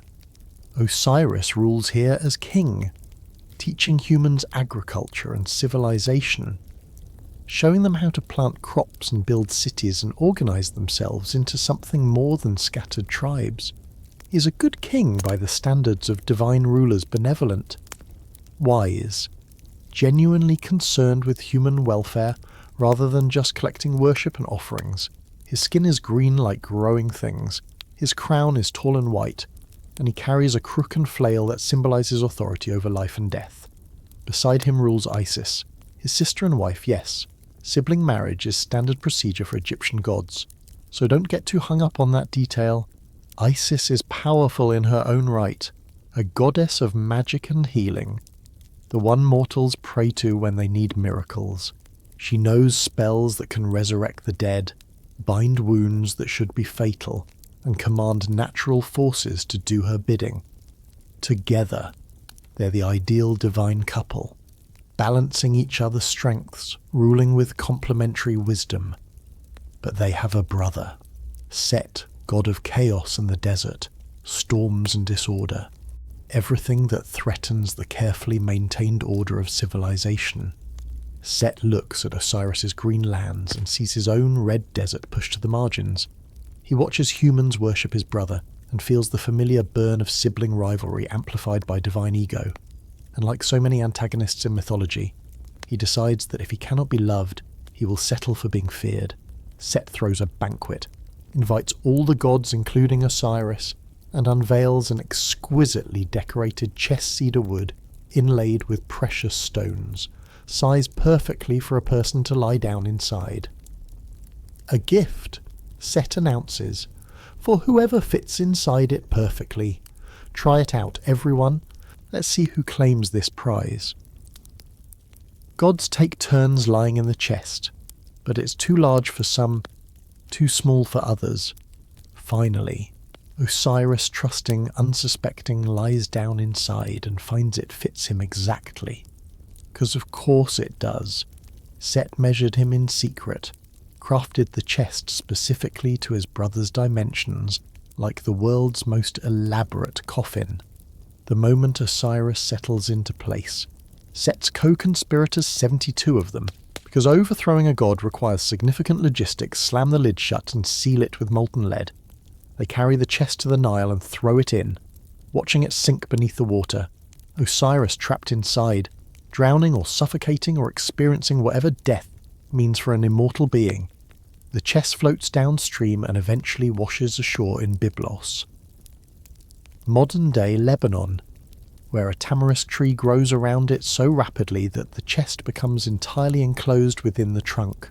The king of Byblos, impressed by this massive, beautiful tree, has it cut down and made into a pillar for his palace, never knowing it contains the sealed coffin of an Egyptian god. Isis, discovering her husband is missing, begins searching immediately. She's not the type to sit passively and mourn. She's a goddess of magic, which means she solves problems with research and ritual and relentless determination. She questions everyone, follows every rumour, uses divination magic to track Osiris's essence across countries and seas. Eventually, her search leads her to Byblos and that palace pillar. She disguises herself as a mortal woman, befriends the queen, gets herself hired as a nursemaid to the royal infant. Here's where the story gets wonderfully strange. Isis secretly performs a ritual each night to make the prince immortal, which involves burning away his mortality in sacred fire while she transforms into a swallow and flies around the pillar containing her husband. Singing mourning songs, the queen discovers Isis mid-ritual, finds her baby apparently being burned alive while a bird circles the room and screams with understandable alarm. Isis reveals her true form, explains everything, and asks for the pillar. The queen, terrified and awed, agrees immediately because you don't refuse a goddess who's been sneaking into your nursery every night. Isis cuts open the pillar, extracts the chest, opens it, and finds Osiris's body, dead, but preserved by the cedar and the divine magic still clinging to him. She brings him back to Egypt and hides him in the marshes while she gathers the components for a resurrection spell powerful enough to restore a god. But Set discovers the body before she can complete the ritual. In a rage, or perhaps with cold calculation about making sure Osiris stays dead this time, Set cuts his brother's body into 14 pieces and scatters them across all of Egypt. It's systematic, deliberate desecration, ensuring that even if Isis finds one piece, the rest will remain hidden. Here's what makes Isis extraordinary: she doesn't give up. Most people would accept that death by dismemberment and distribution across a country is pretty final, but Isis spends years searching for every single piece of her husband's body, travelling the entire length of the Nile, questioning locals, using magic to sense fragments of divine essence. She finds 13 pieces. The 14th, his phallus, was thrown into the Nile where it was eaten by fish, which is the kind of detail that ancient Egyptian priests included without embarrassment, but that makes modern retellings awkward. Isis fashions a replacement from gold and wax, because when you're a goddess of magic, anatomical reconstruction is just another Tuesday afternoon project. Then she performs the first mummification, wrapping Osiris's reconstructed body in linen, anointing it with oils, reciting spells that take days to complete. She transforms into a kite, a type of falcon, and hovers over his body, beating her wings to create breath, singing the words of power that her magic requires. And impossibly, incredibly, Osiris's eyes open. He breathes, moves, sits up in his wrappings like the world's first mummy returning to life. The resurrection isn't complete. He's alive but changed, no longer able to remain in the world of the living full time. He's become something between alive and dead, the first being to exist in that liminal space. But before Osiris descends permanently to rule the underworld, because someone needs to judge the dead, and who better than someone who experienced death firsthand, he and Isis conceive a son, Horus, who will grow up to avenge his father and reclaim the throne from Set. But that's a different story for a different night. What matters here is that Isis's love is so powerful, so determined, that it literally reverses death and creates life from a reconstructed corpse. Osiris becomes the lord of the underworld, judging souls, offering resurrection to those who pass his tests. Isis remains in the world of the living, raising their son, working her magic, accepting that her husband can only visit her in dreams and visions now. They're separated by the boundary between life and death. But the separation isn't total abandonment. It's closer to the arrangement Hades and Persephone eventually reach together, but apart, connected across realms that normally permit no connection. Egyptian mythology treats this as a triumph, a love story where devotion conquers even dismemberment and death. Isis becomes the model of the faithful wife, the powerful sorceress, the determined mother. Temples are built to her throughout Egypt and eventually throughout the Mediterranean world. For thousands of years, people pray to her for help with marriages and healing in impossible situations. trusting that a goddess who could resurrect her murdered husband might have solutions to their smaller problems. You drift away from the Nile, from the temples where Isis's priests still chant her praises, and the world around you grows colder, takes on the grey-blue quality of northern skies. You're in Scandinavia now, in the realm of Norse gods where tragedy is expected and happy endings are considered suspicious. Asgard rises before you, the golden city of the Aesir, connected to the mortal realm by the Rainbow Bridge Bifrost. The architecture here is different from Olympus-less marble, more wood and iron, fortress-like rather than palatial. These gods expect attack, prepare for inevitable twilight, understand that all things end badly eventually. Balder lives here, son of Odin and Frigg, and he's beloved by literally everyone, not in the way Narcissus was beautiful, which created resentment and distance. Balder is beautiful in a way that makes people want to protect him, that inspires genuine affection rather than jealous worship. He's kind without being weak, wise without being condescending, the sort of person who makes others better just by being present. His wife Nanna loves him with the quiet devotion of someone who doesn't need to prove anything because the love is so obvious it requires no declaration. They're happy, which in Norse mythology is basically a giant target painted on your back. Because the cosmos runs on tragedy and irony up here, Balder begins having nightmares. Every night the same dream, his own death, approaching from multiple directions, inevitable despite every attempt to avoid it. He wakes gasping, covered in cold sweat, and even during the day the premonition haunts him like a shadow that's slightly out of sync with his body. Frigg, his mother, refuses to accept this prophecy.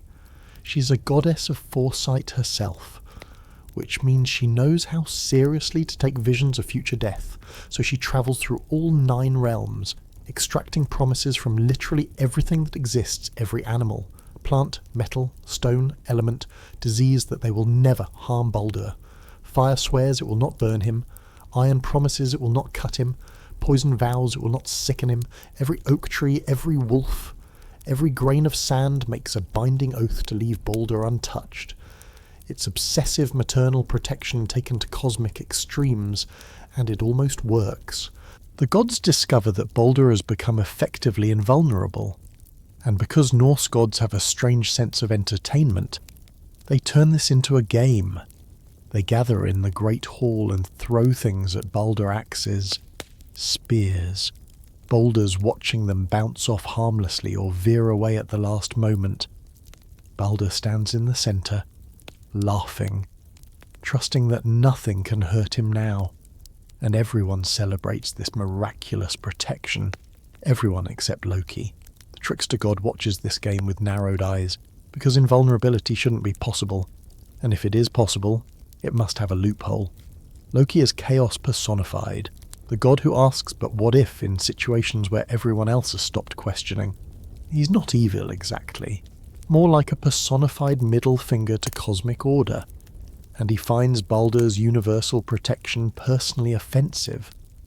Loki disguises himself as an old woman and visits Frigg. "I heard about your son's wonderful protection," he says in a creaky elderly voice. "You must have worked so hard to get promises from everything in existence." "Everything," Frigg confirms proudly. "Every creature, every element, every weapon.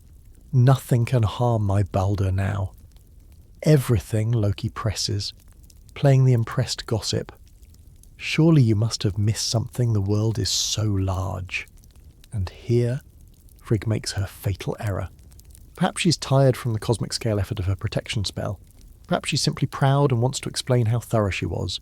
Or perhaps fate requires her to reveal the weakness, because Norse mythology runs on inevitability. "Well," she admits, "there was one small plant, mistletoe, growing west of Valhalla. It seemed so young and harmless, too insignificant to bother with an oath.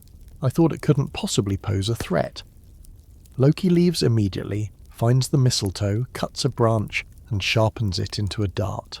He returns to the great hall where the gods are still playing their game. throwing increasingly absurd objects at Balder and laughing when they bounce away harmlessly. Balder's brother Hod stands apart from the group.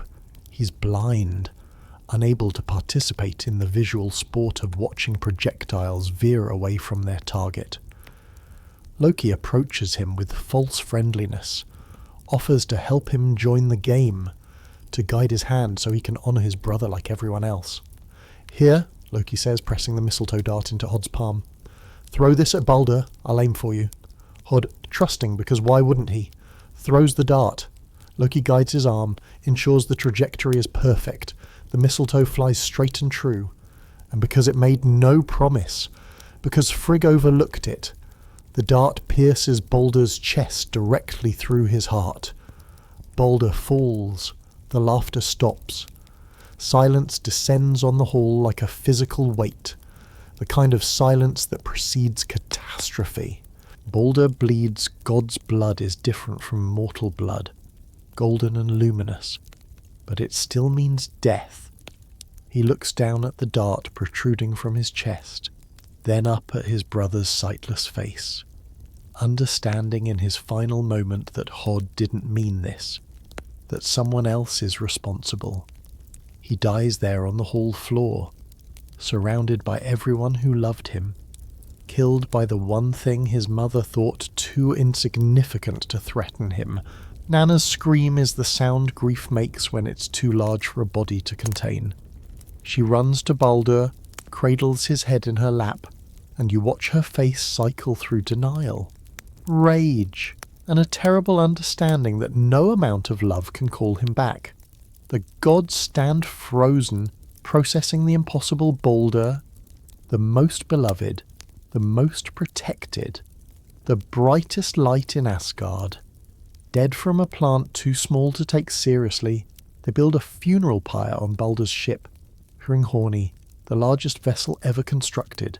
They dress him in his finest clothes, surround him with weapons and treasures, prepare to send him off in the way Norse tradition demands, and Nanna, watching the preparations, makes a decision that the Norse skalds will sing about for centuries. She climbs onto the pyre beside her dead husband. The gods try to stop her, try to convince her that this isn't necessary, that she can live and honour his memory and eventually find peace. But Nanna shakes her head, lies down beside Balder's body, and announces that where he goes, she goes. Her heart, the skalds later claim, simply broke physically, stopped beating from grief alone, which is mythologically possible if dramatically convenient. So they burn together, husband and wife, their smoke rising into the sky as one column.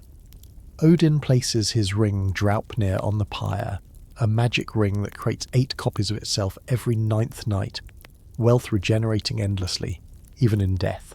Balder receives gifts, as if gold in the afterlife might compensate for life stolen too soon. The gods are not content to let this stand.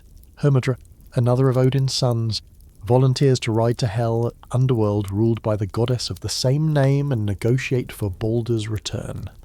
He takes Odin's 8-legged horse Sleipnir and rides for 9 days and nights through valleys so dark and deep that even a god feels the oppressive weight of approaching death. Hel receives him in her hall, half her face beautiful and alive, the other half corpse-grey and decaying, because death goddesses rarely do things by halves. Balder sits at her table, Nanna beside him, and they look not unhappy exactly, but resigned, settled into death the way one settles into a cold bath after the initial shock passes.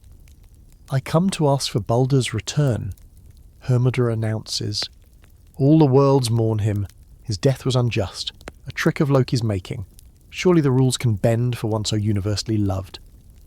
Hel considers this, drumming her fingers one set living, one set skeletal on her throne's armrest. "I'll make you a deal," she says finally. "If every single thing in existence weeps for Balder, proving his worth and mourning his loss, I will release him. But if even one creature refuses to cry, he stays with me forever." It seems possible. Hermodr rides back with the news, and the Aesir send messengers throughout all 9 realms, and everything does weep. Humans cry, animals howl, trees drip sap like tears. Even stones crack with moisture seeping through. The entire cosmos mourns Balder, united in grief for the god who brought nothing but light, except one, in a cave. The messengers find an ancient giantess named Thok, and when they ask her to weep for Balder, she refuses. "Let hell keep what she has," Thok growls. Balder never gave me anything worth crying over. Some versions insist Thok is actually Loki in disguise, unwilling to let his mischief be undone, determined to ensure Balder stays dead. Other scholars argue she's genuinely a different being, that not everyone loved Balder as universally as the myths suggest, that there's always someone unmoved by even the brightest light. Either way, the result is the same one refusal, one withholding of tears, and Balder remains in Hell's realm until Ragnarok, the end of everything.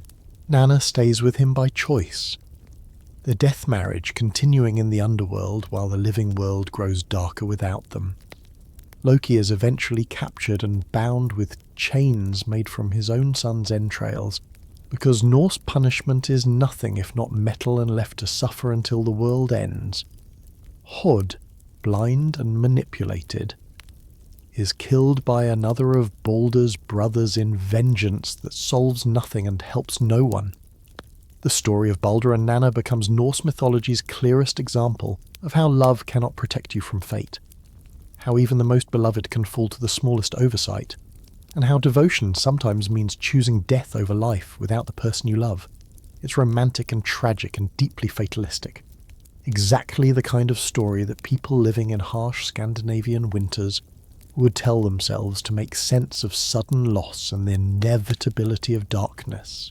You rise from the cold north, feeling the frost melt from your bones as you travel south and east, toward India, where the heat presses down like a physical presence and the gods play out dramas of cosmic significance with emotional intensity that makes Greek tragedies look restrained by comparison.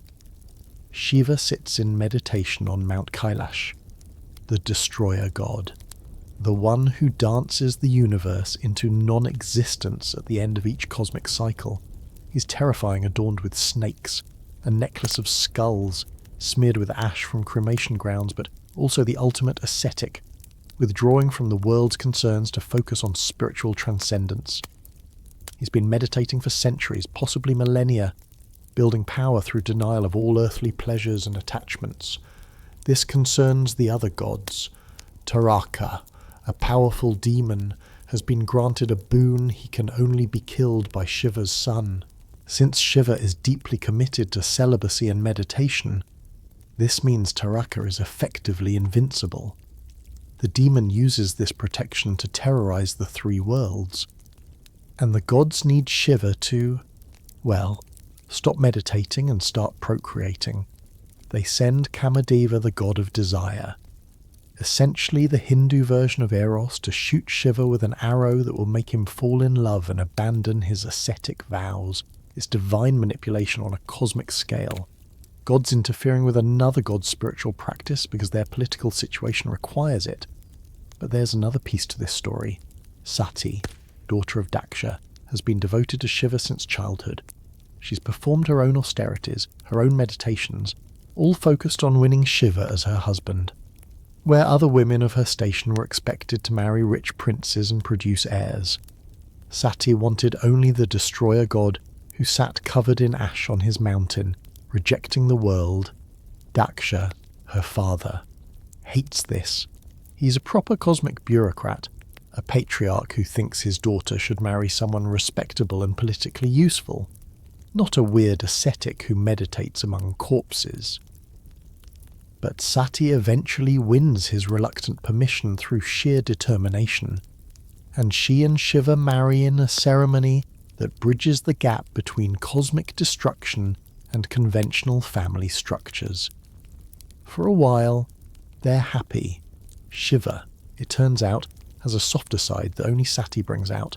She makes him laugh, draws him into the world of relationships and small domestic pleasures without completely pulling him from his spiritual practice. They're partners in a way that feels balanced, each respecting the other's nature while also challenging it. But Daksha cannot let go of his resentment.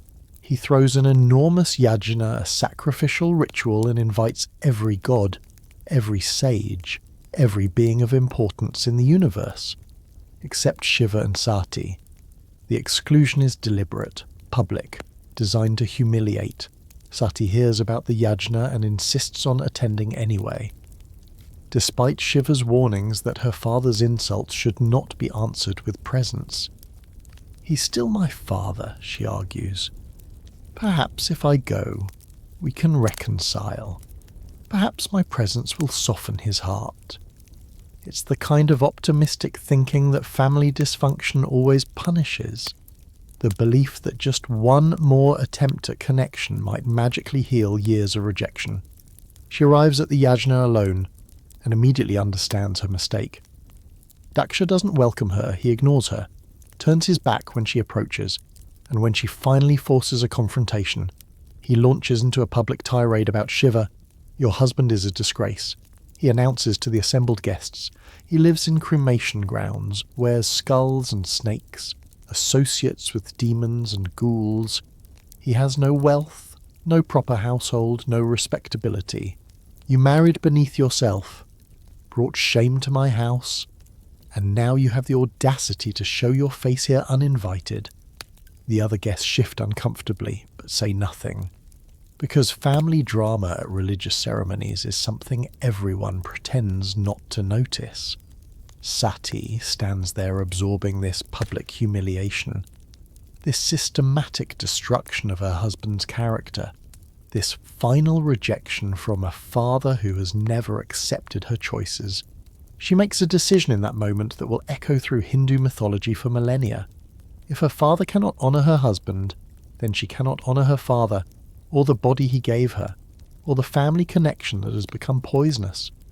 She turns to the sacrificial fire burning at the centre of the yajna and announces her intention in a voice loud enough for everyone to hear.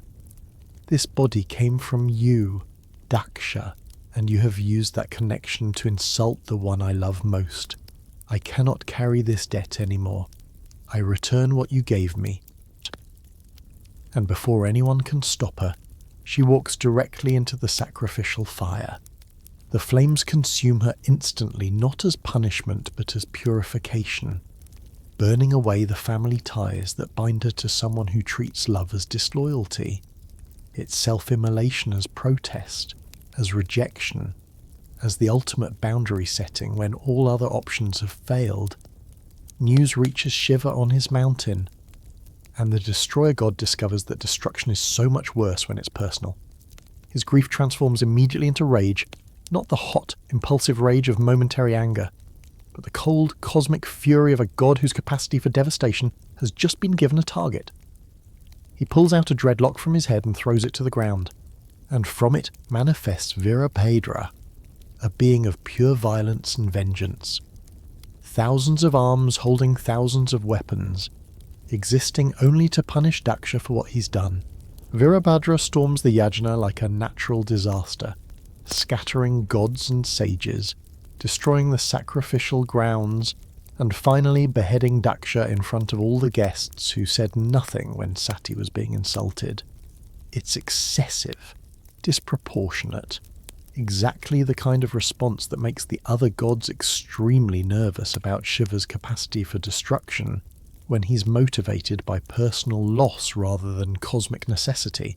Eventually, after much pleading from the other gods, Shiva is convinced to restore Daksha to life, but he can't find the original head, so he attaches a goat's head instead, which seems like both resurrection and ongoing punishment simultaneously. Daksha survives but spends eternity bleating his apologies, which is the kind of dark humour Hindu mythology occasionally indulges in.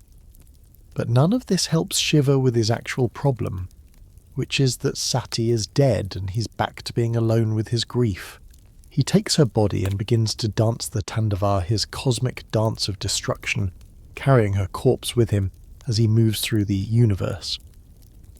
It's simultaneously a dance of mourning and a threat if I keep dancing. Reality itself will unravel. So either give her back or accept that the world ends with my grief. Vishnu, the preserver god, realizes this cannot continue. He follows Shiva's dancing path and uses his chakra, a spinning disc weapon, to carefully dismember Sati's body.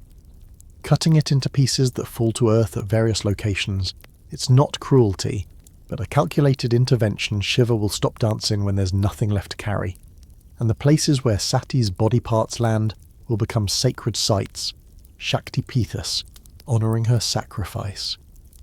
Historians still argue about how many Shakti Pithas exist. Some sources claim 51, others say 108, but they agree on the symbolic significance. Sati's body becomes scattered shrines across the Indian subcontinent, each location marking where a piece of her landed: her tongue here, her left breast there, her genitals at another site. She's literally embedded in the geography of devotion, a goddess whose voluntary death transformed her into a landscape of worship. Shiva eventually returns to his meditation, but he's fundamentally changed. The ascetic who rejected all attachments has learned what attachment costs, what love requires, what loss extracts from even gods who think themselves above mortal concerns. He'll eventually remarry, Sati will be reborn as Parvati, and win him again through devotion.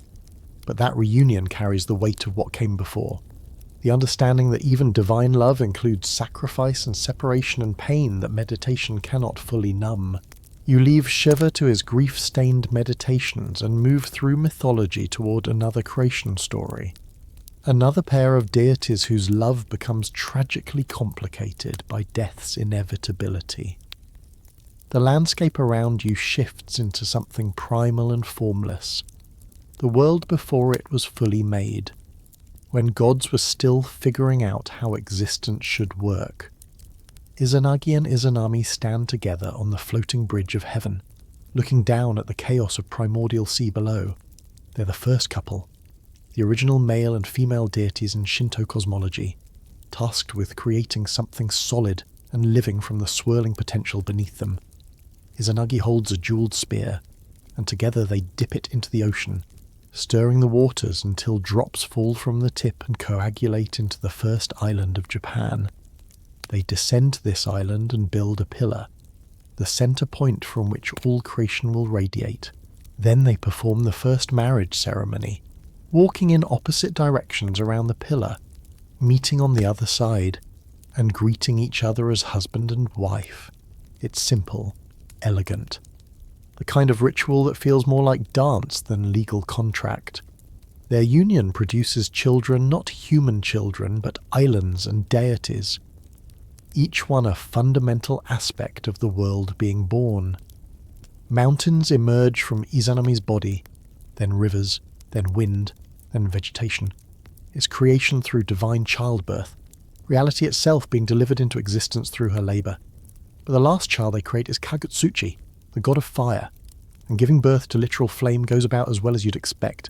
Kagutsuchi burns Izanami from the inside as she delivers him, scorching her divine flesh. And despite being a goddess, she cannot survive this final birth. She dies in agony, her last creations emerging from her wounds as she expires, more deities born from her vomit, her urine, her feces.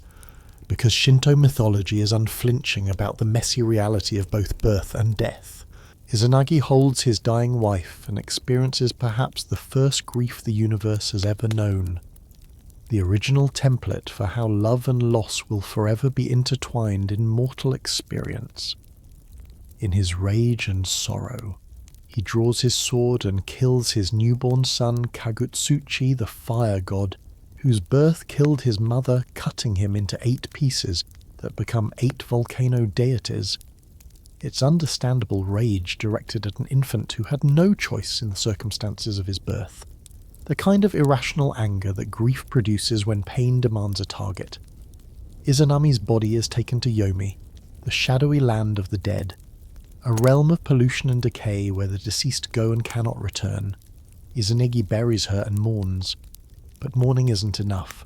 Do you remember how Orpheus couldn't accept Eurydice's death? how Isis searched all Egypt for Osiris's scattered pieces. That same impulse drives Izanagi the refusal to accept that death is final, the conviction that love should be stronger than mortality. He travels to Yomi, finds the entrance to the underworld, and calls out to Izanami through the darkness. "Come back," he pleads. "The creation isn't finished. The islands need their mother. I need my wife. Return to the world above with me." From deep in the shadows, Izanami's voice responds, but it sounds different now, hollow, distant, changed by death in ways Izanagi can't yet understand. "I have already eaten the food of Yomi," she explains. "I am bound to this place now, but let me consult with the gods of the underworld. Perhaps they will allow my return. Wait for me here, and whatever you do, do not look at me until I give permission." It's the same condition Hades gave Orpheus. The same test that mythology keeps imposing. Can you trust without seeing? Can you love what you cannot verify? Can you wait in darkness and believe that light is coming? Izanagi agrees, settles in to wait at the entrance to Yomi while Izanami ventures deeper to negotiate with the death gods. But waiting in darkness while the person you love is somewhere beyond sight is its own special torture. Hours pass, maybe days. Time works differently at the border between life and death. Izanagi's patience erodes. Doubt creeps in like cold water.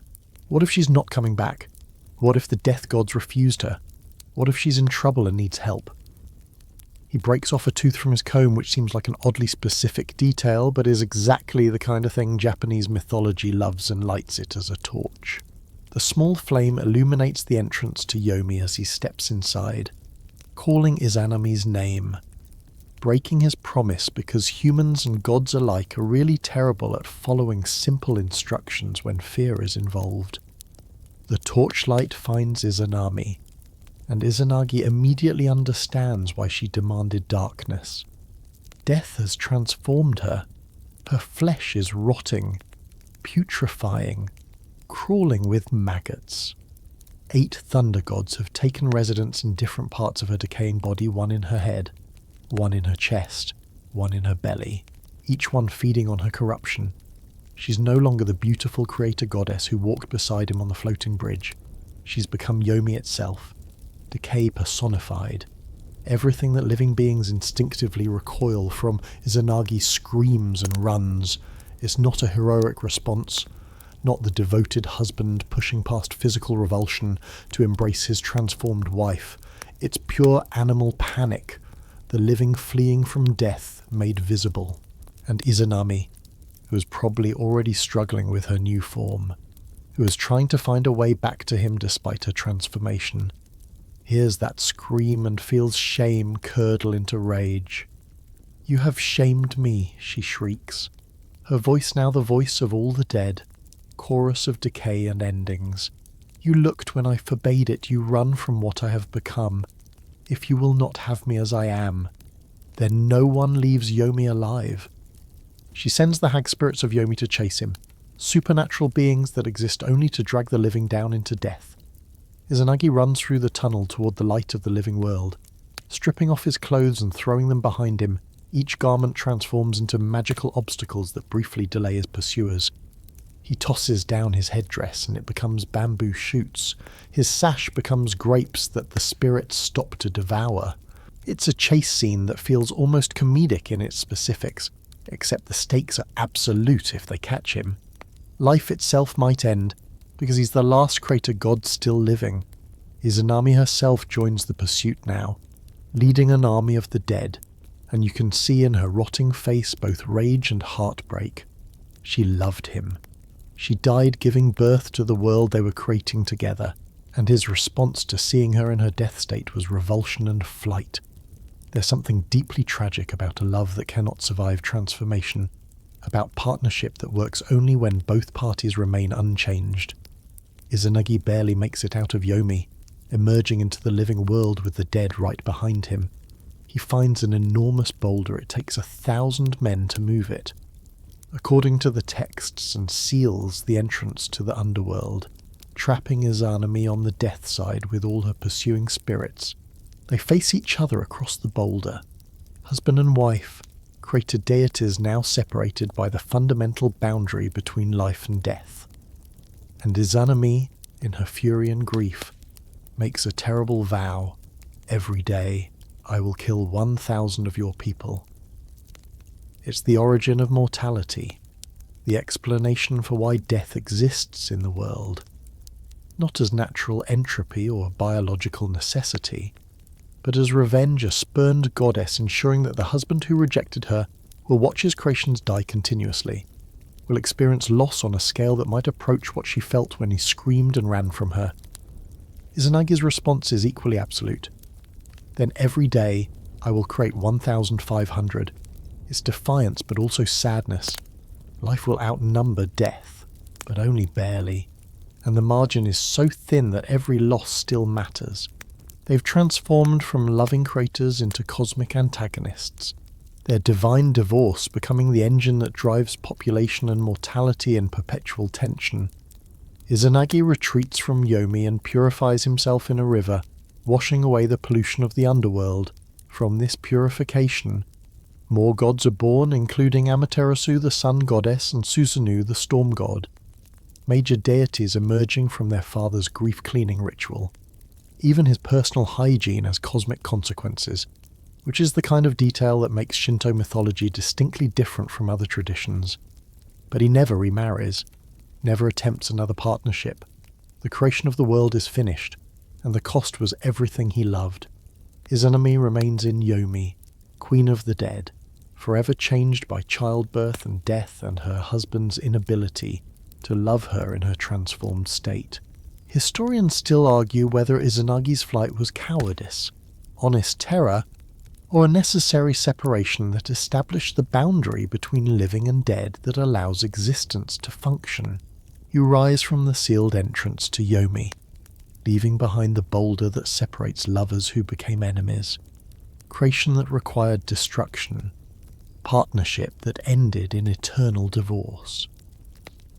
The stories you've walked through tonight share common threads: love that transforms into loss, desire that becomes obsession, devotion that demands impossible sacrifice.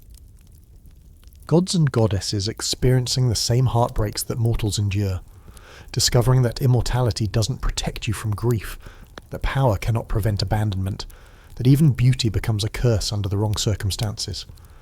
You move forward one final time into a story that inverts the pattern, that begins with isolation and ends with transformation, that feels almost hopeful. The air around you grows warmer, takes on the quality of Mediterranean island light, golden and soft. You're in Cyprus, in the workshop of a sculptor named Pygmalion, and the smell of marble dust hangs heavy in the air. Pygmalion is mortal, though blessed with extraordinary talent. His hands can coax life from stone, or something that looks so much like life that you forget you're looking at carved marble until you touch the cold surface. He's made his reputation creating statues of women goddesses, nymphs, mortal beauties, each one more exquisite than the last. But here's the thing about Pygmalion: he hates actual women, not in a casual way, but with the fervent conviction of someone who's decided that real women are fundamentally flawed compared to an ideal he's constructed in his mind. They're too loud or too quiet, too demanding or too passive, too concerned with superficial things or not concerned enough with their appearance. Every living woman he meets fails to match the perfect woman he imagines, and rather than questioning his impossible standards, he decided the problem is women themselves, not his expectations. So he lives alone, carving his perfect women from stone, surrounded by beauty that never talks back, never ages, never develops opinions that differ from his own. It's a comfortable prison of his own making, where he controls everything and risks nothing. Artists throughout history have retreated into similar isolation, choosing their creations over messy human connection. But few have done it with Pygmalion's level of contempt for the alternative. Then, one day, working on a commission, he begins carving a new statue, and something different happens. Usually he works from models or memory, but this figure emerges from some deeper place, as if the marble itself is telling him what to reveal. He carves for months, obsessed with getting every detail perfect: the curve of her hip, the fall of her hair, the subtle suggestion of breath in her chest even though stone doesn't breathe. When he finishes, he steps back and looks at what he's created, and for the first time in years, Pygmalion feels something that might be love. Not lust exactly, though there's physical attraction, not admiration for his own skill.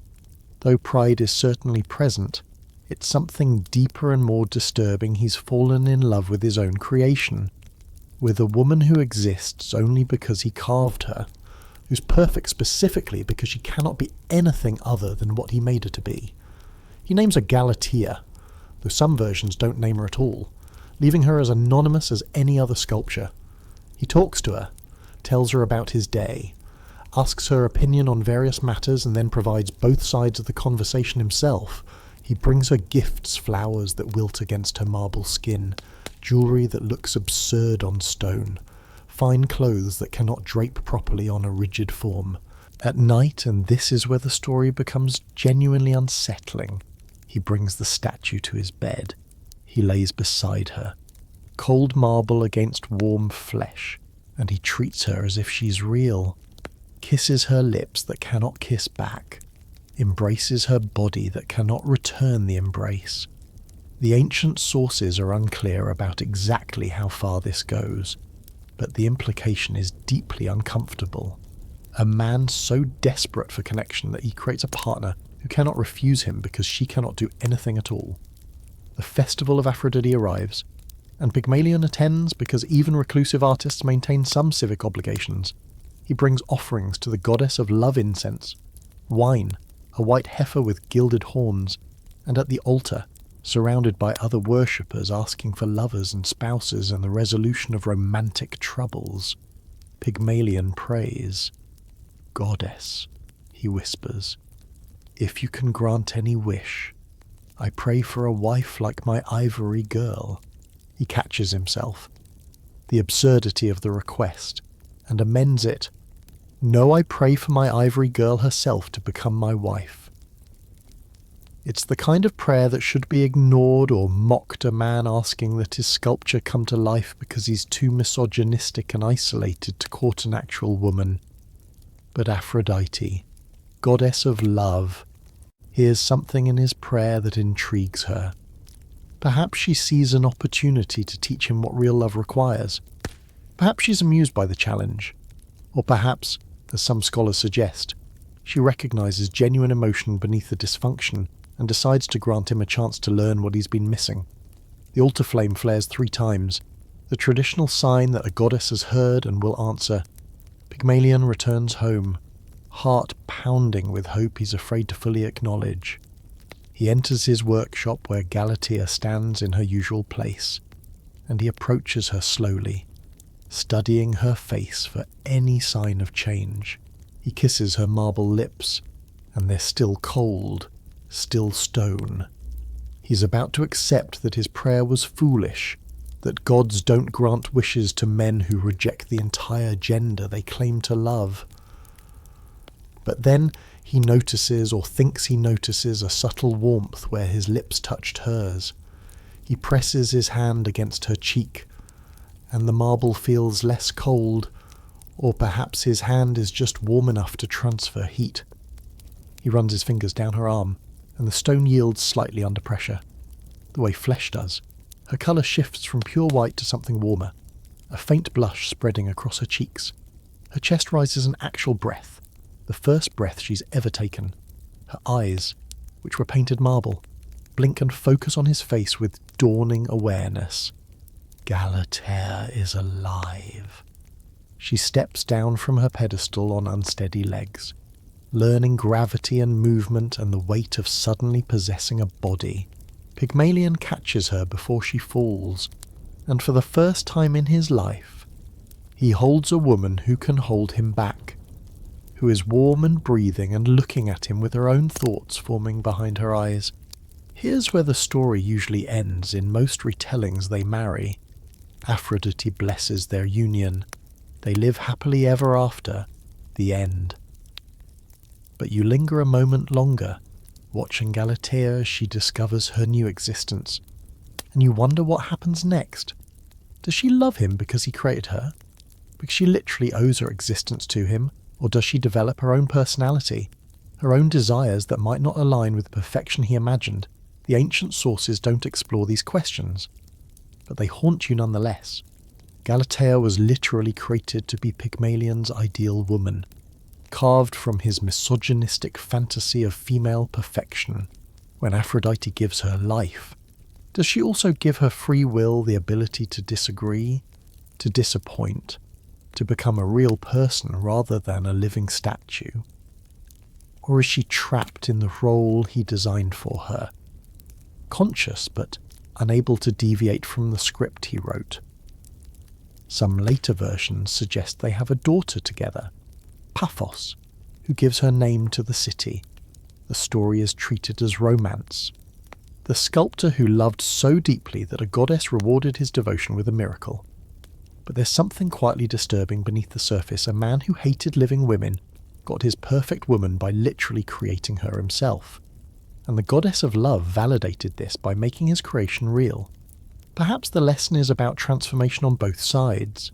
Pygmalion learns to love something that can love him back, that has agency and breath and the capacity to leave if she chooses. Galatea learns what it means to be human, to have desires and fears and the terrible freedom of choice. They both emerge changed by love him, from isolation into relationship. Her from non-existence into life, and maybe that mutual transformation is what makes the story romantic rather than simply creepy. Or maybe you're overthinking it, reading modern sensibilities into ancient mythology that saw nothing wrong with men creating perfect women from raw materials. The Greeks told stories about gods turning people into trees and flowers and animals, about heroes being born from golden showers and swan rapes. A statue coming to life barely registers as strange in a cosmos where transformation is constant and boundaries between categories are perpetually fluid. You step away from Pygmalion's workshop, leaving him and Galatea to discover what their future holds. Whether it's genuine partnership or a more complicated dynamic that the ancient storytellers didn't have vocabulary to examine. The sun is setting now, golden light fading into purple twilight, and you've walked through enough divine heartbreak for one night. The tragic love stories of the gods reveal a simple truth that mortals have always suspected. Immortality doesn't protect you from suffering. Power cannot prevent loss. Beauty attracts attention but rarely happiness. The gods experience the same griefs that humans do: rejection, death, transformation, separation, but on cosmic scales that reshape seasons and create geographical features and explain why the world works the way it does. Orpheus couldn't keep his beloved because he couldn't trust in darkness. Psyche and Eros found each other again only after impossible tasks proved their devotion. Apollo's obsession transformed Daphne into a tree rather than let her escape. Persephone made peace with abduction and became a queen of death. Echo lost her voice and Narcissus lost himself in his own reflection. Isis pieced together her murdered husband and conceived a child with his reconstructed corpse. Balder died from a mother's oversight, and Nanna chose death over life without him. Sati immolated herself rather than endure her father's insults to her husband. Izanami and Izanagi created the world together, but ended as enemies separated by death itself. And Pygmalion loved a statue until a goddess took pity on his isolation and made her real. Each story offers a different lesson about love's complications, its demands for trust, its vulnerability to jealousy, its potential to become obsession, its requirement of sacrifice, its inability to overcome fundamental incompatibilities. The gods loved as deeply and as badly as any mortal, which makes their stories both comforting and cautionary. If even Zeus can't maintain a functional relationship, perhaps you shouldn't feel so bad about your own romantic failures. The stars emerge above you now. Constellations formed from these very stories lure the lyre of Orpheus. still playing its eternal songs, the laurel trees that mark Apollo's temples, each one a reminder of Daphne's desperate transformation. The narcissus flowers bowing toward water, forever seeking their own reflections, the pomegranate seeds that bind Persephone to her annual descent, the mistletoe growing innocently in forests, small and harmless and infinitely dangerous. These stories persist because they explain things: why we have winter, why we can't look back when leaving the underworld, why some loves destroy us while others transform us into something new. But more than explanations, they offer companionship in suffering. When your heart breaks, when love disappoints or damages or simply ends, you can look to these myths and know that even gods have stumbled through the same pain, have made the same mistakes, have survived and sometimes even transcended their losses. The night deepens around you, stars multiplying overhead until the sky looks like a map of every story ever told. Each point of light a moment where love and loss intersected and created meaning from heartbreak. Your breathing slows, matching the rhythm of waves against distant shores where gods once walked and lovers once parted, and stories were born from the collision of desire and impossibility. Sleep is close now, pulling you gently down into dreams where these stories continue, where Orpheus finally learns to trust, where Daphne sometimes chooses the god over the tree, where Persephone and Hades find partnership in their strange underworld marriage, where every tragic ending gets rewritten into something softer, kinder, more forgiving than mythology usually allows.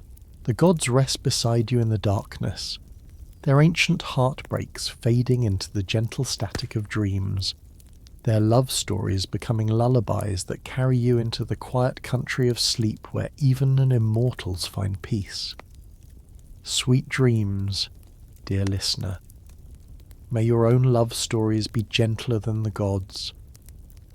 And may you wake tomorrow with the courage to love again despite every warning these ancient tales have offered.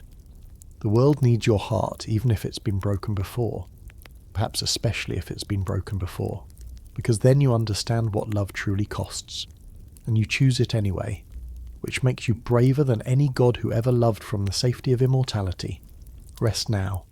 Let these stories settle into your dreams like snow covering old scars, transforming tragedy into something that looks almost beautiful in the dim light of stars that remember everything. Close your eyes. The gods are watching over you. These flawed immortals who loved badly but honestly, who lost much but never stopped trying, whose broken hearts became the constellations that guide us all home through the darkness. Good night.